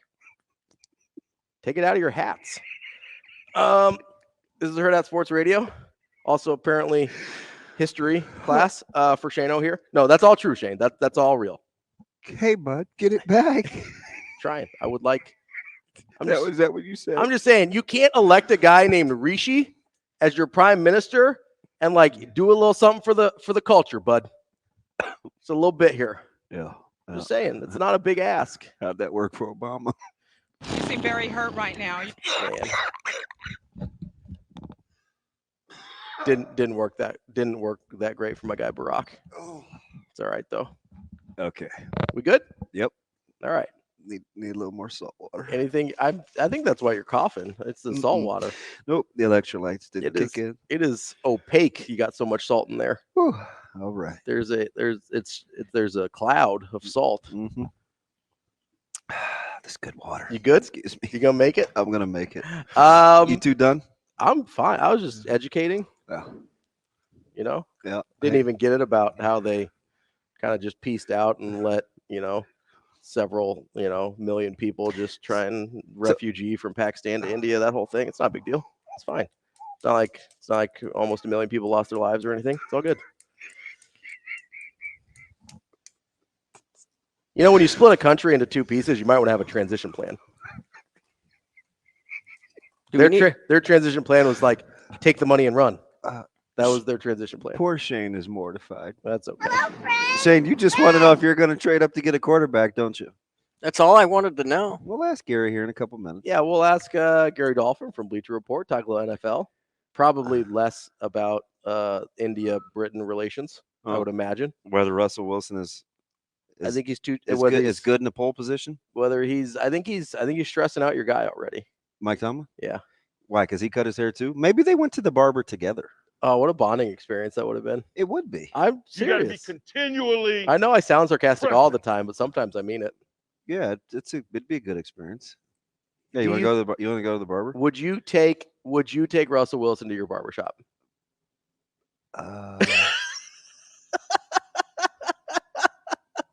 You're innocent until proven Probably guilty. not. Yeah, that's kind of what I thought. Probably not. But I met your guy. I don't know that they would vibe. I would take I'd take lots of people there though. I'd take like Vers. Yeah, but you wouldn't take. There's a difference. Yeah, I wouldn't take Russell. Wouldn't take Russ. No. Vers is more the type of hang that I think your barbershop is looking for than Russ is. I would, and they have a lot of different clients too. I feel like Russ would get eviscerated there. But I would not probably take Russ. Yeah, I feel like he would get eaten alive. Yeah. Russ is a tough hang. Russ, That's what you tell me. I mean, that's what it's. I don't know him personally. I know it seems like I might. What, does he have child tendencies or what? Yeah, he kind of looks like a toddler running around back there. Not quite like Kyler Murray does. Wow. Kyler Murray looks like a toddler that stole his parents' cell phone when he's scrambling. He's just running around. He looks like Zobear in her like little unicorn onesie. I think she wore that today. It's pajama day. Just running around and being like, "I got your phone." That's what Kyler Murray looks like. I'm looking for a bounce back here. For Kyler or Yeah. Russell? Kyler. He couldn't. He wasn't obviously Flacco, so he couldn't get comeback player of the year. I'm like, coming back from what? Back from what? Being bad at football? But We're not going to give it to the guy that died on a football field. He is going to have a bounce back year though. Yeah. Or did DeMar win it after after the next year? No, he beat DeMar. That was just 2 years ago. Yeah, like so. Flacco beat DeMar Hamlin and So a guy Kyler actually Murray. died on a football field. We brought him back to life, got him to play football again, and Joe Flacco gets it because he is slightly better at football than we remember. Yeah, what did he throw? 8-4, 13-6. Like that's literally he's just a little bit better at football than we thought he was going to be. 4-3 record with a team that was already playoff bound. That's what we're doing here. What can you say? I watched a man die on a football field. He should get at least something. But so if he, wow. So if he does come back, does that bolster the West? Because that's not a really talked about division. If who comes back? Kyler Murray to form. Do you like the rest of the roster? The Rams are going to be really good. The Rams are good. I think Seattle's going to be in a little transition here. I'm not sure because the quarterback play. Quarterback play, like coach. Geno? I think he's fine. But quarterback play, coach. I think he was a good hire, even though he replaced my man Pete Carroll. Yeah, I think it's fine. I don't. It's new, I don't know.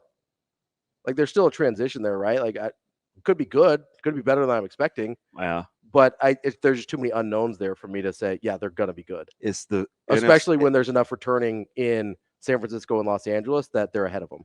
Is the NFC South going to be the worst division in football again? Well, the AFC South is like AFC or NFC. They both are. They're both very, very bad. Yeah, I was going to say, but the AFC South could potentially raise their hand and be like, "Hey, hold my beer. Yeah, I could be the worst division." I don't know.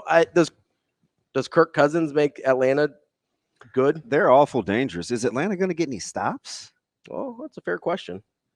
If they get some stops, they might be all right. They're explosive on offense.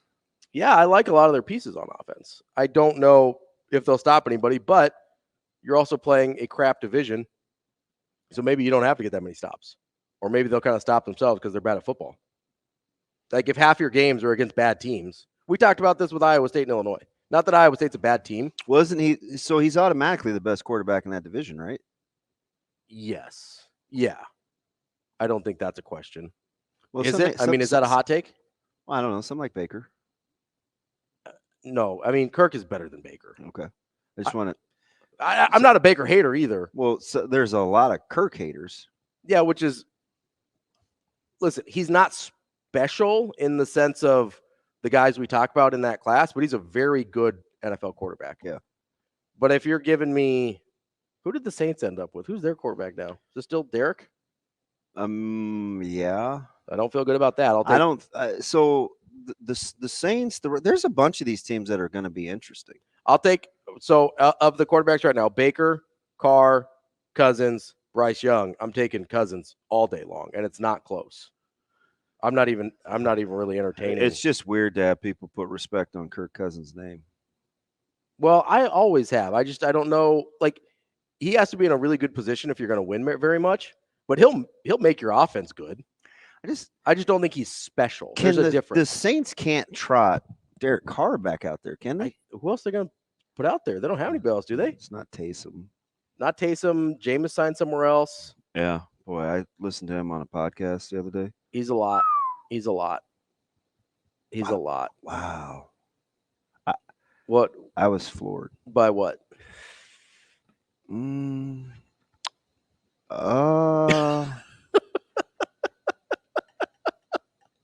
trying to find a way to say it without getting fired? Yep. Yep. I mean, I'll say just about anything. He has a unique dialect that is sometimes difficult to understand. He did not come across as super sharp. That has been the case for a while. It was unbelievable, though, because even in just a normal conversation, yeah, you should probably be a little better. But yeah, that was a lot. It's very interesting, though. He's been talking in front of people for a long time, but not be any better. Well, I don't pay him any attention because I don't really. Right. I don't. No, but I paid attention to him when he was at Florida State, and then you hear tidbits now, and you're like, that hasn't gotten any better. Yeah, it's a lot. I'm gonna send you the link. Yeah, send it to me. You're gonna take a. Coming up next, we got Gary Davenport from Bleacher Report. We'll continue to talk a little NFL here on Hurrdat Sports Radio. We're kicking off hour number 3 here on Hurrdat Sports Radio, AM 590, ESPN Omaha, ESPN Tri-Cities. We're live on KFOR in Lincoln as well. That's DB. I'm Ravi Lulla.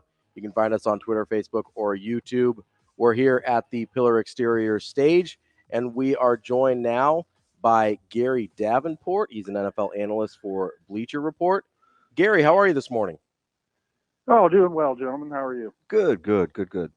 Gary, I want to get right into something I saw over the weekend about the New England Patriots saying that they're not dead set on taking a quarterback at 3 and that they'd explore offers for that pick.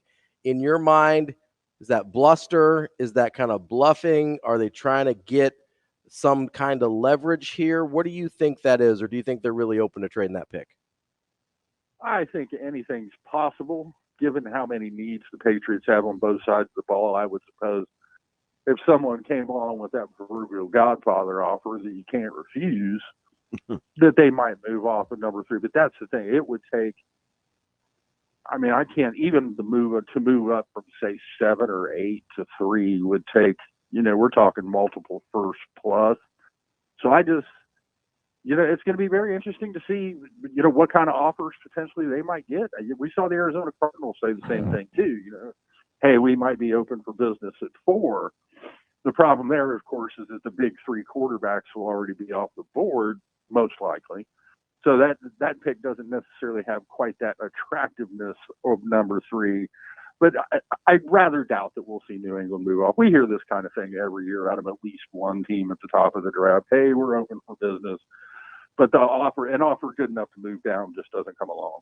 And maybe this answer is relative to the division, but who would you rather be at the quarterback spot? Would you rather be the Saints or the Raiders?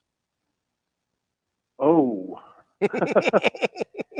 Can we answer none of the above? It's interesting how they're uniquely connected because of Carr, though. But I look and I can't see the Saints making a move for a quarterback, but I could see the Raiders maybe making a play. Yes, the Raiders are one of the teams that I can see making a move up to select J.J. McCarthy. Or, I mean, maybe even moving all the way up into the top 3 and just going for broke. I mean, right now, as things stand today, I guess I would rather it be the Saints.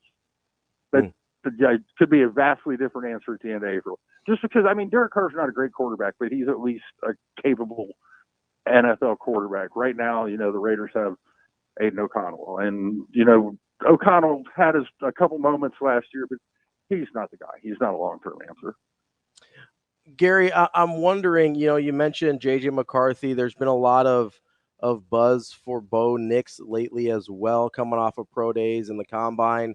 Is there a chance that the infatuation with JJ McCarthy does make that number 4 pick, or maybe 4 to 6 somewhere in there, a way more valuable pick than we would have thought of even a month ago?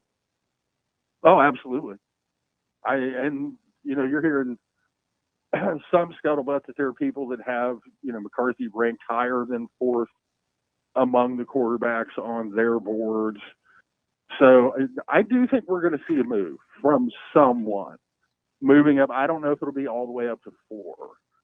Maybe Arizona will just do the sensible thing and take the guy that's right there waiting for you in Marvin Harrison Jr. and get Kyler Murray a wide receiver 1. But someone, there are just too many quarterback desperate teams, whether it's, we already mentioned the Raiders, the New York Giants apparently are ready to wash their hands of Daniel Jones. It's the first chance they can get, which won't be this season, but could be next season.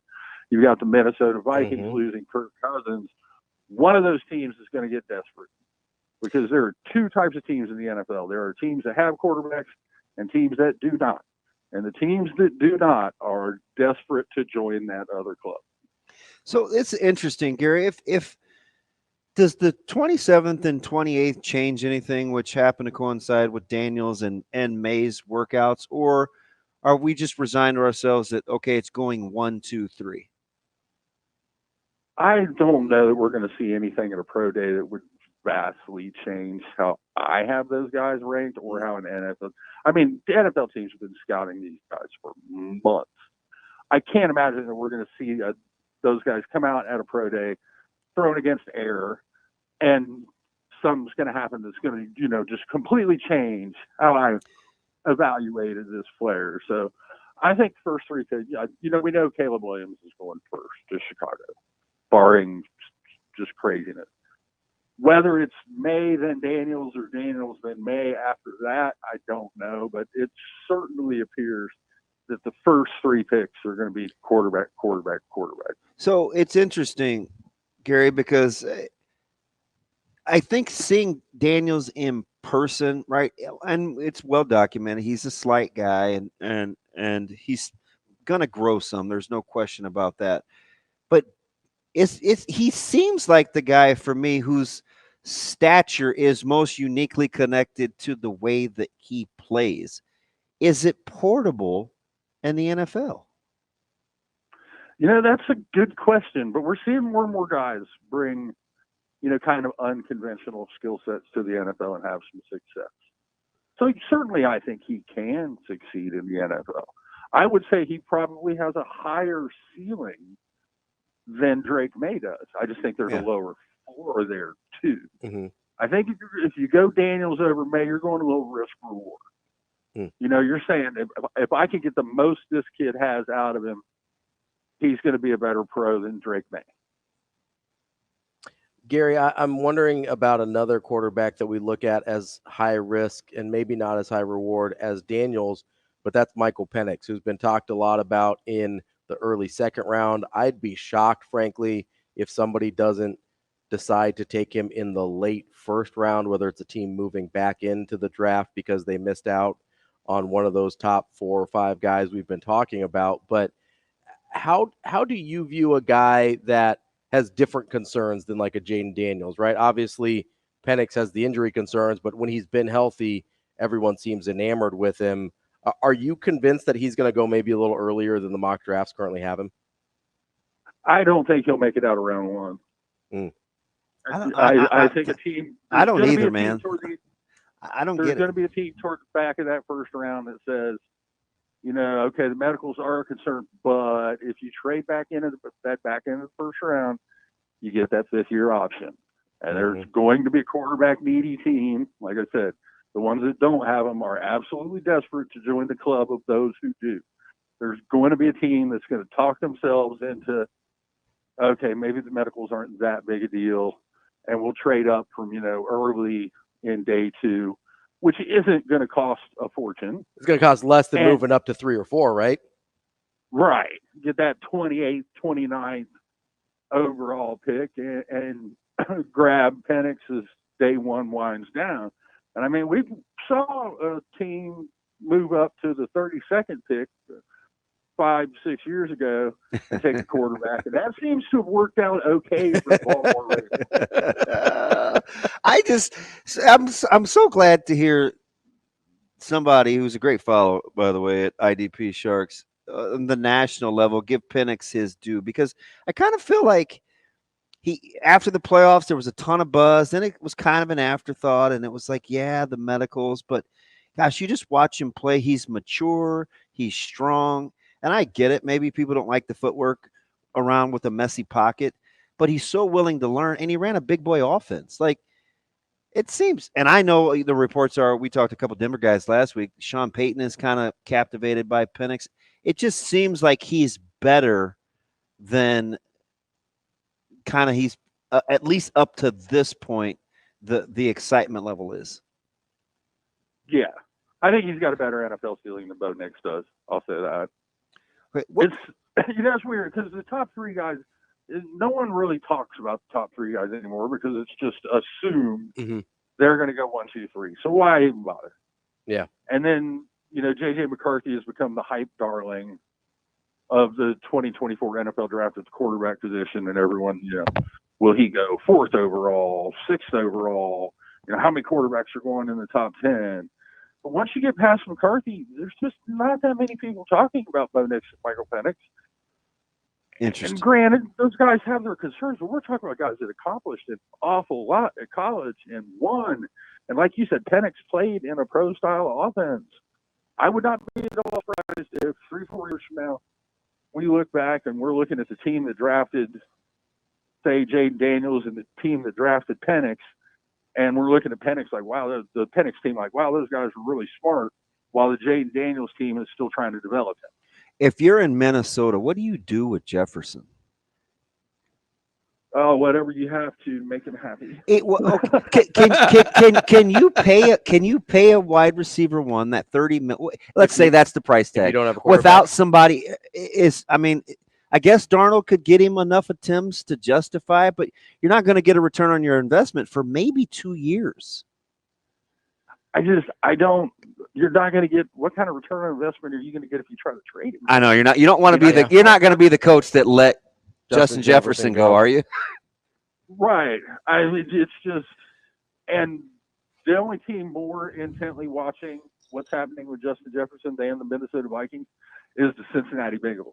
Because if the Vikings do re-up Jefferson, the minute that pen hits that paper, Jamar Chase is going to walk into the general manager's office in Cincinnati and be like, I want that plus $1. I'll say plus. Yeah. And I'm that's a team I'm actually concerned about for this year. It isn't just Burrow coming back from injury, but I mean, no Boyd. I guess we'll see what happens with T. Higgins and whether the bluff is called or not. But man, no Mixon. That could be a vastly different team offensively this year. Yeah, I mean, and they, like you said, they lost Boyd, who's an underrated veteran receiver. I don't know, at least personally, whether Zach Moss can repeat the kind of success that he had last year in Indianapolis over a complete season. And I also don't think that he's, the threat to catch the ball out of the backfield that Joe Mixon was. And the biggest problem in Cincinnati is still there. That offensive line just is not very good. Yeah. And they haven't done a lot to address that. So, and I mean, you look at that division, it's just a gauntlet. Cleveland won 11 games last year with Joe Flacco's corpse at quarterback. Pittsburgh just went out and got Russell Wilson and Justin Fields, because I guess you can never have too many quarterbacks. And the Ravens were the number 1 seed in the AFC last year. So it's going to be tough sledding for the 4 teams in the AFC North. And like you said, the Bengals have some pretty serious questions. It shows you how quickly things can change for NFL teams in the 21st century. That 2-3 years ago, the Bengals are in the Super Bowl, and now we're like, are they going to make the playoffs? Mm-hmm. We're talking with Gary Davenport of Bleacher Report. Gary, I want to switch to free agency here with you for a second. Are there any free agent names on the market still that you think move the needle at all? There are a couple that I think could help a team out. We mentioned Tyler Boyd's a guy who has a couple 1,000-yard seasons on his resume. And I don't know that he's not a number one wide receiver anymore, but he can help an offense out. I hope he goes to Pittsburgh. I think Stephon Gilmore could help out a secondary. A team that's looking, especially if a team's looking for kind of a short-term fix in the secondary, like, say, Kansas City. Yeah. Well, and we've seen this movie with the Chiefs. They did the same thing with Sherberry Ford. They let him go because they didn't want to pay him big bucks. Drafted Trent McDuffie, developed McDuffie, and now they're doing the same thing with Snead. Gilmore could give them, like a 1-year guy. Did you understand the compensation for Snead? Oh, no, I don't believe they've. The trade compensation wasn't much. I think it was a day 3 pick or 2 day 3 picks. Did that make sense to you? Hey, we've had 2 or 3 trades this year that have been, their compensation was a bag of Fritos and a 6-pack of Mountain Dew. So, you mean like the Steelers getting Justin Fields for a 6th? A lot of these trades anymore, I mean, just have a look up. You look at what the teams are getting back as far as compensation, and it becomes clear that it's essentially just a salary dump. They just want that contract off the books. How soon, or maybe it's happening already and I just don't hear about it, but does Matt LaFleur belong in the upper echelon of NFL coaches in terms of how he's perceived? If the Packers can come close to repeating last year's success, make the playoffs, win a playoff game, I think you got to put him up there. I mean, the guy's won a ton of games to be an afterthought. Right. And I mean, no one expected much out of the Packers last year. No. And to see Jordan Love's development and to see how that team came on down the stretch last year, they were fairly aggressive this year in free agency. Although I still don't love the Aaron Jones for Josh Jacobs swap.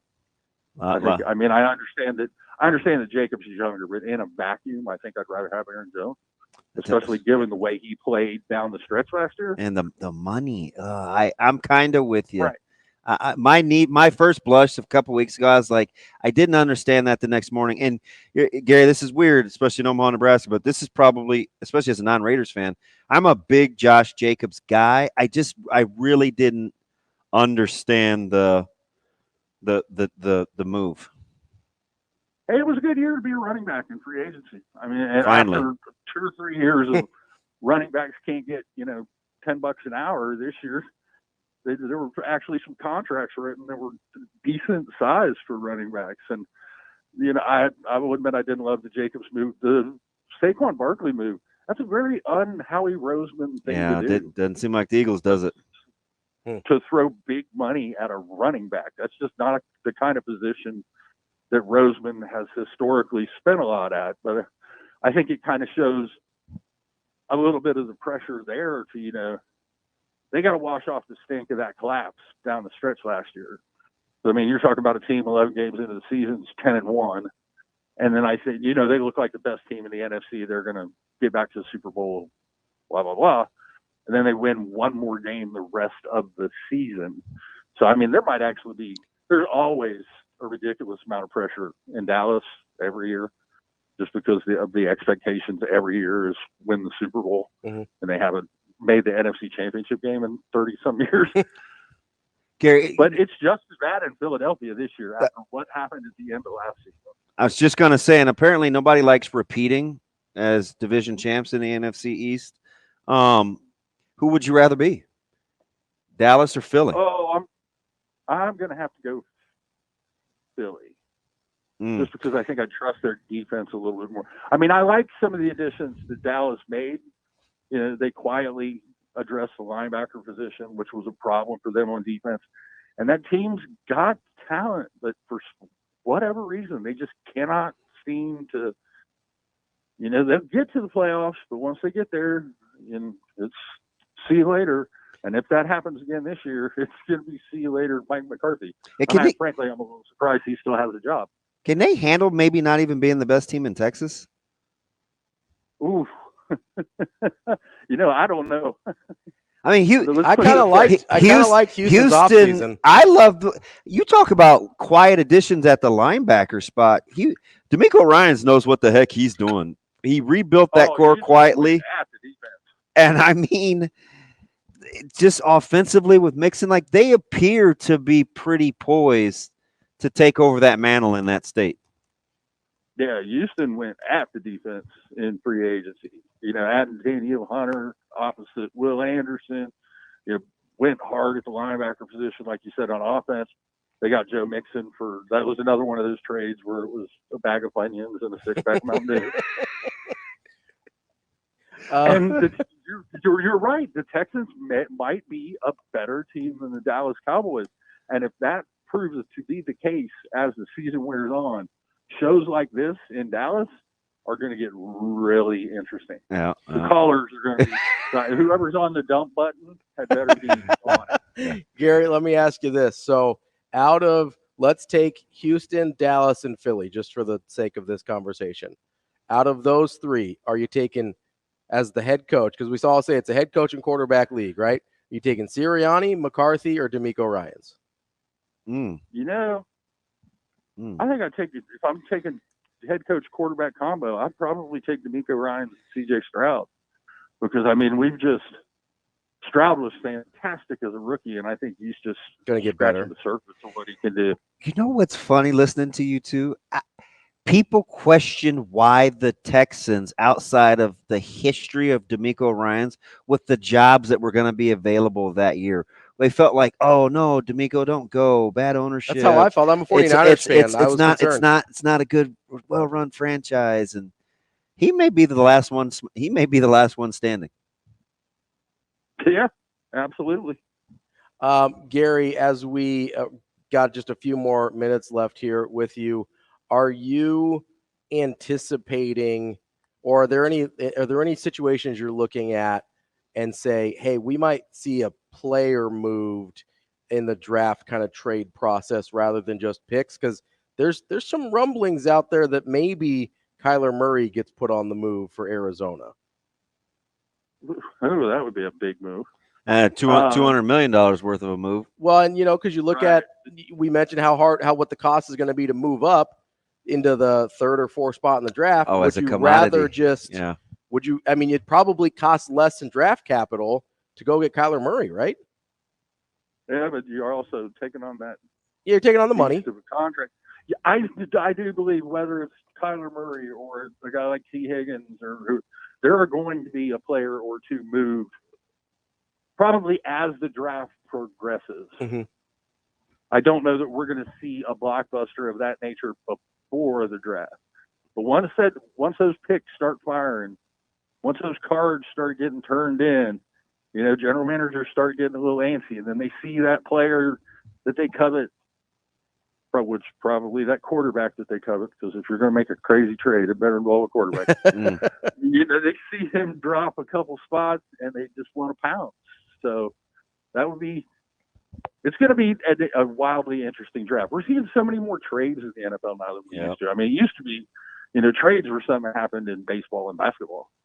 They didn't happen in the NFL, and now we're seeing a lot more player movement via that route than we used to, and it just makes things that much more interesting. It's wild how much an NFL team can remake itself just in one off season. And it's also wild how teams like Kansas City manage to keep surviving these off seasons, and you look at them and, they're at least as good as the team that just won the Super Bowl. And with the addition of Marquise Brown, probably a little bit better.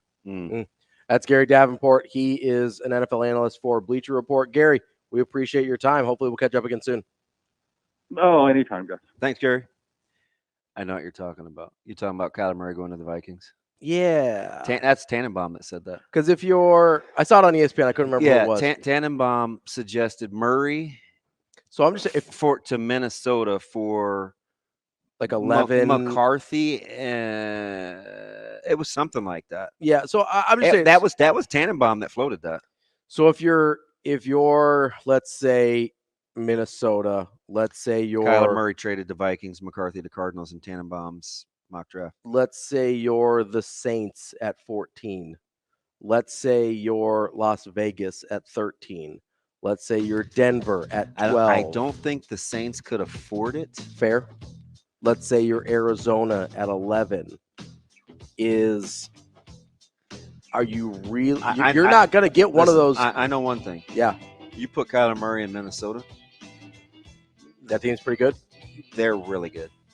They're really good. Because listen. Flores has done one for whatever they are really good. For whatever Kyler Murray's faults are, I'm taking him over Bo Nix. I know one thing. I'm definitely taking him over Bo Nix. It makes Jefferson's contract a lot more palpable. That's DB. I'm Ravi Lulla. We'll be back with more Hurrdat Sports Radio. We're back here on Hurrdat Sports Radio, AM 590 ESPN Omaha, ESPN Tri-Cities, KFOR in Lincoln. We are live on Twitter, Facebook, and YouTube, and live from the Pillar Exterior stage here at Hurrdat Sports Bar and Grill. Want to remind you, you've got a couple more days to get entries in for the $100,000 prop car challenge at Warhorse Casino through the 28th. You can get an entry with a $50 sportsbook wager or 50 points earned on slots or racing. Also need to make sure you're a Warhorse Rewards member to be eligible for the $100,000 prop card challenge. You'll make prop guesses. You'll answer questions for 25 prop questions for the semifinal and final of the tournament. If you get 18 or more of those correct, you are eligible to win cash and prizes. Make sure you go to warhorsecasino.com for a full list of rules and details. That's Warhorse Sportsbook. No bets, no glory. Just don't find any Jonte Porter props. Yeah, that's a problem. So I guarantee we're probably the only two people that do this as a thing. But so Jonte Porter, he plays for the Raptors. He's the big brother of Michael Porter Jr. of the Nuggets. Little in terms of talent, big in terms of age.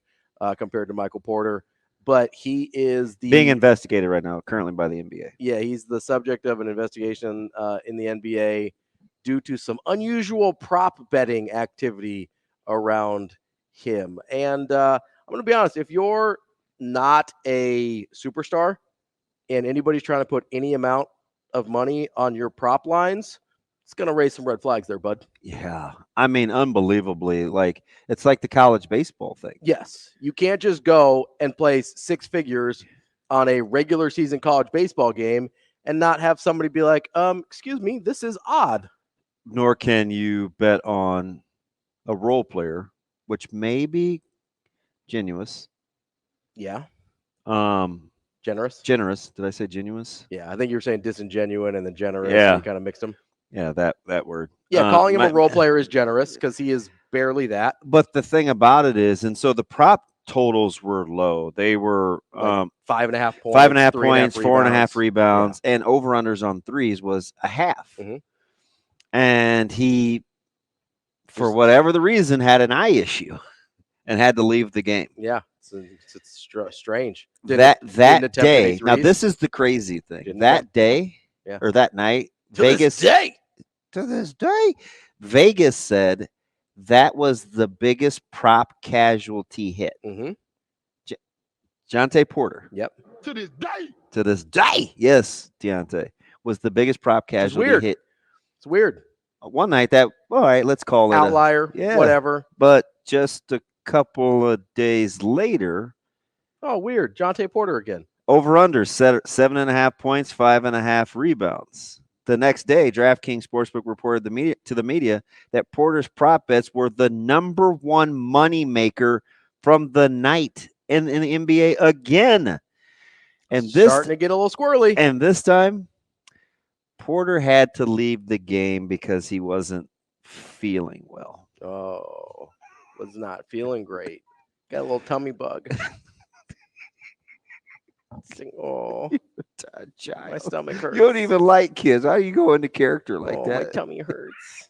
You feel really sorry for him. Oh, it's terrible. I mean, who are we fooling? No one, apparently. You didn't think that maybe he didn't expect that would be the biggest money maker twice. No, but you have to understand who you are. Self-awareness is important here. You have to understand that I'm Jonte Porter, Nobody's placing money on my prop bets. Yeah, people didn't even really know I was in the league. Yeah, because he's on a two-way contract. Half the time he's not in the league. That's what a two-way contract means. Yeah.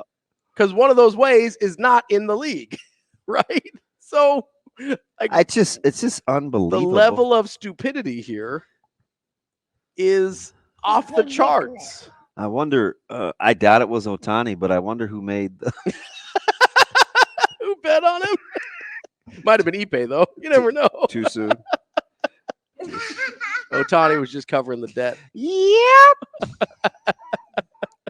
Did I sound like her? It's pretty good. Yeah, that is. Maybe.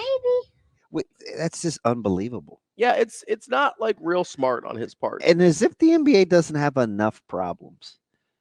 Because listen, you're talking to another fellow lover of the NBA, but there's going to be some of this, unfortunately. Like that's when you get into bed with gambling. Yep. There's going to be some of this, yep. And you have to figure it out.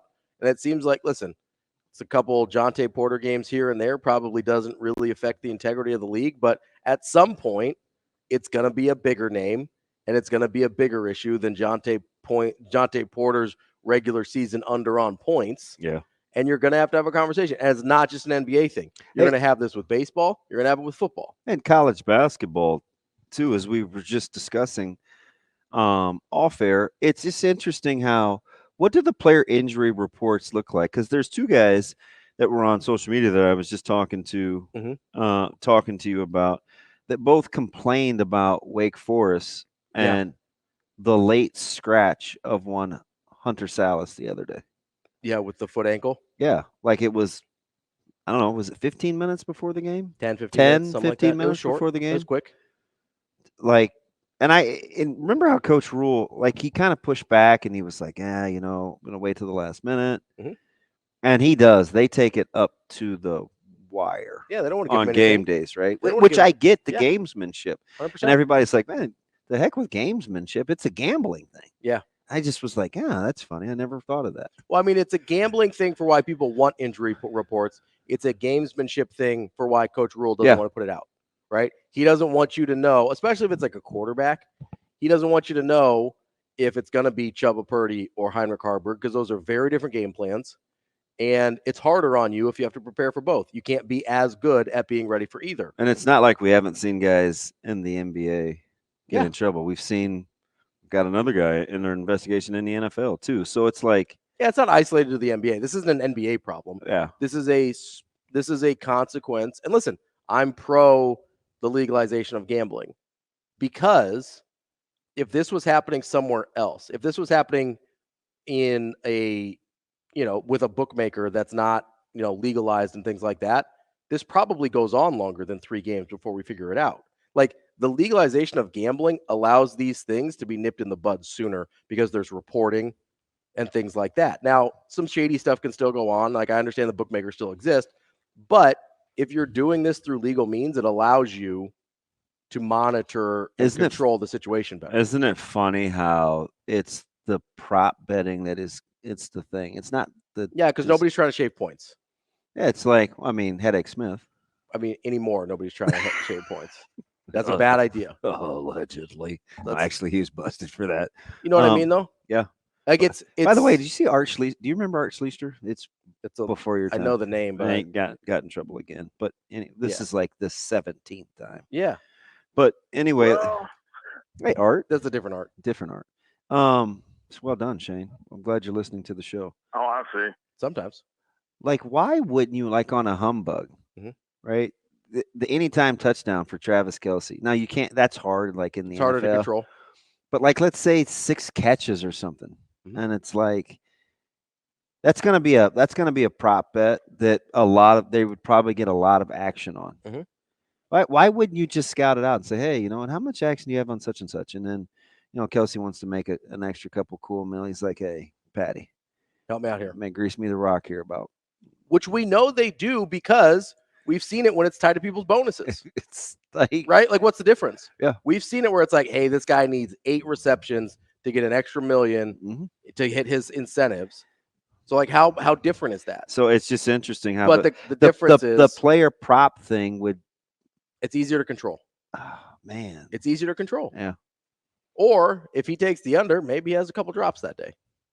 That's too easy, right? That gets scrutinized more. It does, but it's also not crazy, right? If you're a guy like Yeah, but you're not going to take the that's who was it that just got in trouble at LSU? And a lot of them were on his prop bets, his own. Mhm. And he was always betting on himself. Yeah. Was it Neighbors? Who was it? It wasn't Neighbors, I don't think, was it? No, he used the same his online gambling account through DraftKings or whatever was his actual name. Yeah, and I'm drawing a blank. That's pretty dumb. It's kind of unbelievable. Somebody will know. And it's why am I drawing a blank? The other good guy. Remember, he was supposed to be kind of a malcontent, but he was good. He's legit. Yeah, LSU wide receiver. Butte. Yeah. Keyshawn Butte. Butte. That's who it was. Thank you. Myself. We got a good call to tie. Butte. So he was trying to get his Butte. That's what he was trying to do, right? No, you use a different app for that, Shano. Oh. You can't get Butte on DraftKings. Zoe took some pirate booty to school. Coming up next, we got Brent Hubbs of VolQuest.com. We'll talk about a little Tennessee and Creighton here on Hurrdat Sports Radio. Wrapping up the show here on Hurrdat Sports Radio, AM 590 ESPN Omaha, ESPN Tri-Cities, KFOR in Lincoln. That's DB. I'm Ravi Lulla. We're here on the Pillar Exterior stage, and we're joined by Brent Hubbs of VolQuest.com. Brent, how are you this morning? I'm doing great. Hope you guys are well. Yeah, good morning to you. Brent, I appreciate you joining us. Let's jump right into the scouting report of Creighton and Tennessee. I know that Rick Barnes had some thoughts about the comparison to a team that Tennessee has already played this season, and he threw out Alabama. What do you make when you hear that comparison between Creighton and the Tide? Well, I think both of them offensively play kind of through analytics in some ways. Now, Alabama's a little more emphatic about the analytics, and I think Coach McDermott and Creighton is, but the concept is the same. Creighton wants to score at the rim with layups and dunks, or they want three-point shots. A 15-foot jump shot's not exactly high priority in the Creighton offense when you watch them play. So spread the floor, a lot of middle ball screen, creating help defense, forcing guys in gaps, and hopefully it leaves guys open. And when they do, Creighton makes you pay. And that's how Creighton won in overtime against Oregon. Oregon got sucked in a couple of times and ended up with open threes, and Creighton knocked them down. So very similar to a lot of what Alabama does. When you look at Sears, the point guard for Alabama, kind of the way he gets in the paint and creates some action there, that he can kick it out from three-point shooters. He's a good interior passer that can get to the big man, or he can finish at the rim. And there's some similarities to the styles of those two teams, because everybody's like, you got to limit Creighton's three-point shooting. Well, they're going to take the shots. What you got to hope is that they're not going to make a bunch of shots. Mm-hmm. You're not going to prevent them from shooting the three ball, because that's who they are. That's their DNA. So it's very similar in that way to Alabama. I love the playing through analytics, because I think that's spot on. And I just, in getting ready for this week, kind of capping it, I was looking at some stuff Jordan Moore put out, who does some work for overtime there locally. And you're right on. He said Creighton has the second lowest rim attempt percentage and second highest three-point percentage through 2 games in the tournament. Conversely, Tennessee is one of the best rim three-point defenses in college basketball. And he got that from shot quality. And they're number 4 nationally throughout the course of the year in rim protection and three-point defense.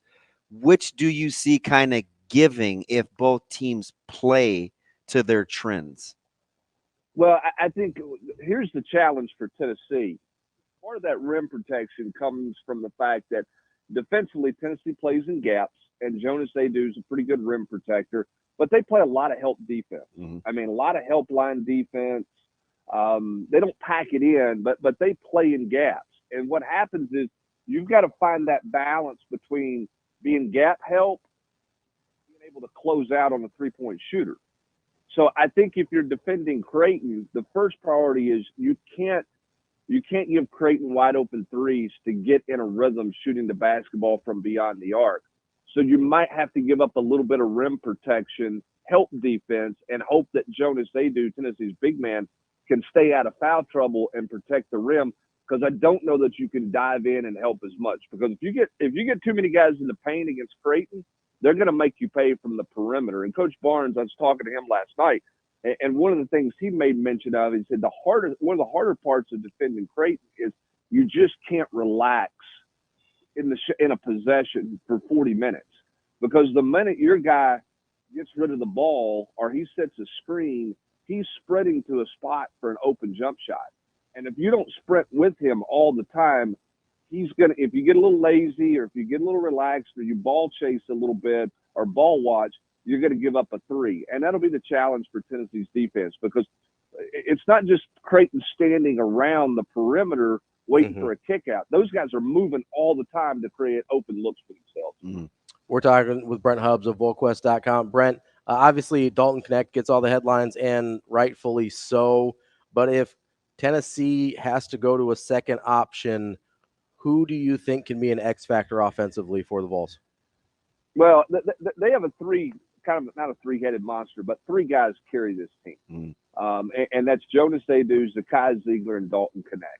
And if you look at them throughout the year, they have scored the bulk of the points. And when those three combine for 50 points or more, I think they've lost twice this year. Okay, so they're the kind of the catalyst. Now the question is, do you get 9 from Josiah Jordan-James? Do you find 11 points like you found with Tobey Awaka? Who is that fourth guy who's going to get you 8 to 10, 8 to 12? That could be a difference maker for you if the big three aren't playing really well. And that's what happened in the Texas game. Those big three were struggling. Now, Connect ended up with points at the end, but in the first half, it was tough, and Ziegler didn't make shots. But it was Josiah Jordan-James with 9, and Awaka had 11 for Tennessee. So there's your X factor. But for Tennessee to be in this ball game, for this to be where you want it to be for all the tournament fans in the last 5 minutes of this game, Jonas Aidoo's got to make his bunnies at the rim. He's got to finish at the rim against Creighton's bigs. Zakai Ziegler can't go one for whatever he went the other night. And Dalton Connect has got to make threes. He can't have a 1 for 8 night shooting the three ball. He's got to make some perimeter jump shots. It really starts with those three. As much as everybody talks about getting Vescovi's offense on track or Josiah Jordan-James offense, it centers around those three guys: Aidoo, Connect, and Zakai Ziegler for Tennessee. That's interesting. Do you want the game officiated a certain way, considering we know going in Creighton simply just doesn't foul, and they're one of the best in the country all year. But when you run and jump and you play gaps like Tennessee does, how do we know that how will you know that Tennessee is defending the way that you want them to based on how the game is called? Well, I think that, one, that the bigs have to stay out of foul trouble. So if it's ticky-tack and you get Jonas Aidoo and Tobey Awaka is a great rebounder who likes to foul, okay? You know, they want a game. They like to be physical, Tennessee does. Now, they're not going to, it's not beat you up like, old school Michigan State basketball or anything like that. But they want to play physical. They can get handsy. They like to push you around in the paint. So Tennessee wants let them play. They don't want a ticky-tack deal, but they want to play without fouling too. I mean, Rick Barnes goes crazy when his team picks up cheap fouls.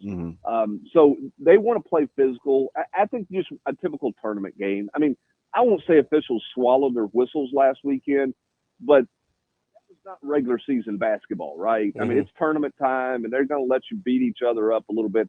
It doesn't matter for Creighton; they're just not going to foul. It's really an amazing stat when you look at where they are and the numbers that they have. They just don't foul. They play really good defense without fouling. It's a terrific job by that coaching staff and the players to stay disciplined to understand that. Tennessee's going to obviously try to attack.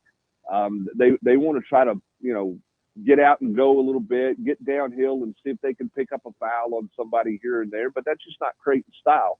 But if you ask Rick Barnes, he does not want a game where both teams are in the bonus with, 10 minutes to play in the first half, right? I mean, that's just not the way. He wants an up and down, high possession game. That's where he's most comfortable. It's where his team's most comfortable. And he wants the officials to let him play. He doesn't want the officials to create their involvement in the game, if you will.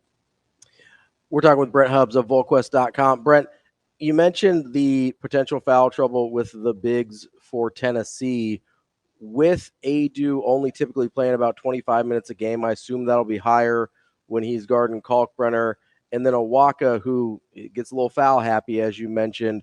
Are you concerned at all that we might see Creighton kind of focus on Kalkbrenner a little more the way we have at certain points during the season, and that could give Tennessee a little bit of trouble? Well, I think both of these teams want to establish an inside presence in this game early. And I think because there's going to be so much attention from, and there always is, from teams defending Creighton. Because what's the storyline with Creighton? Great three-point shooting team, right? It's all about the three ball. It's all about the three ball. And you kind of want to forget that they have a big man in the post who can score and can do things. It's kind of like that football team that everybody says, well, they're pass happy. They throw it all the time. And then you look up at the average 200 yards a game running the football. Like there's Creighton wants to play in the paint. It's not like there's five guys standing behind the arc playing around the world. I mean, they want to play at the rim too. I think both of these teams are going to try to establish a paint presence early in this game and get going and get into an offensive flow. I don't think they're going to come out, unless you just leave somebody wide open. I don't think you're going to come out and it's going to just be a three-point Brazard. I can't say the word. Out of the gate, I don't think both teams are just going to be exclusive to the three-point line. I think both teams are going to try to get to the rim, force the defenses to move, and see what they can get out of that action, whether that's an open look from the perimeter or you finish at the rim or you get a foul on a big man inside. I think that's the way you'll start this game. That's Brent Hubbs from VolQuest.com. Brent, we appreciate your time. I would wish you good luck, but I'm not going to on Friday. But I appreciate you joining us nonetheless. Absolutely. Should be a great game. I do think for everybody who saw Tennessee play against Texas, if you're a Creighton fan, you're probably going, hey, I love this matchup. This team can't shoot. That's not Tennessee's MO. Tennessee has been thought of as a really good team this year with a chance to make a run in the tournament because they've got more offensive firepower than they've had the last couple of years. It just didn't show up against Texas. I'll be surprised if they go back-to-back games like that. Yeah. Well, let's cross our fingers and hope for another aberration. No, Brent, we appreciate you for sure, and enjoy the game Friday, whatever that looks like. Thanks, guys. Appreciate it. Have a good one. That's Brent Hubbs. Keep Ziegler out of the paint. That's Brent Hubbs from VolQuest.com. Super shifty, super and fast twitch. Low squatty about 5'9", body. not a big dude. Tennessee just a slight fave. Got to stay in front. The weather 2.5 last I saw. 2.5. Ken Palm's got it at basically a coin flip, so we will see. That's the show for today. We got On the Rails after the first hour. We'll see what happens tomorrow on Hurrdat Sports Radio.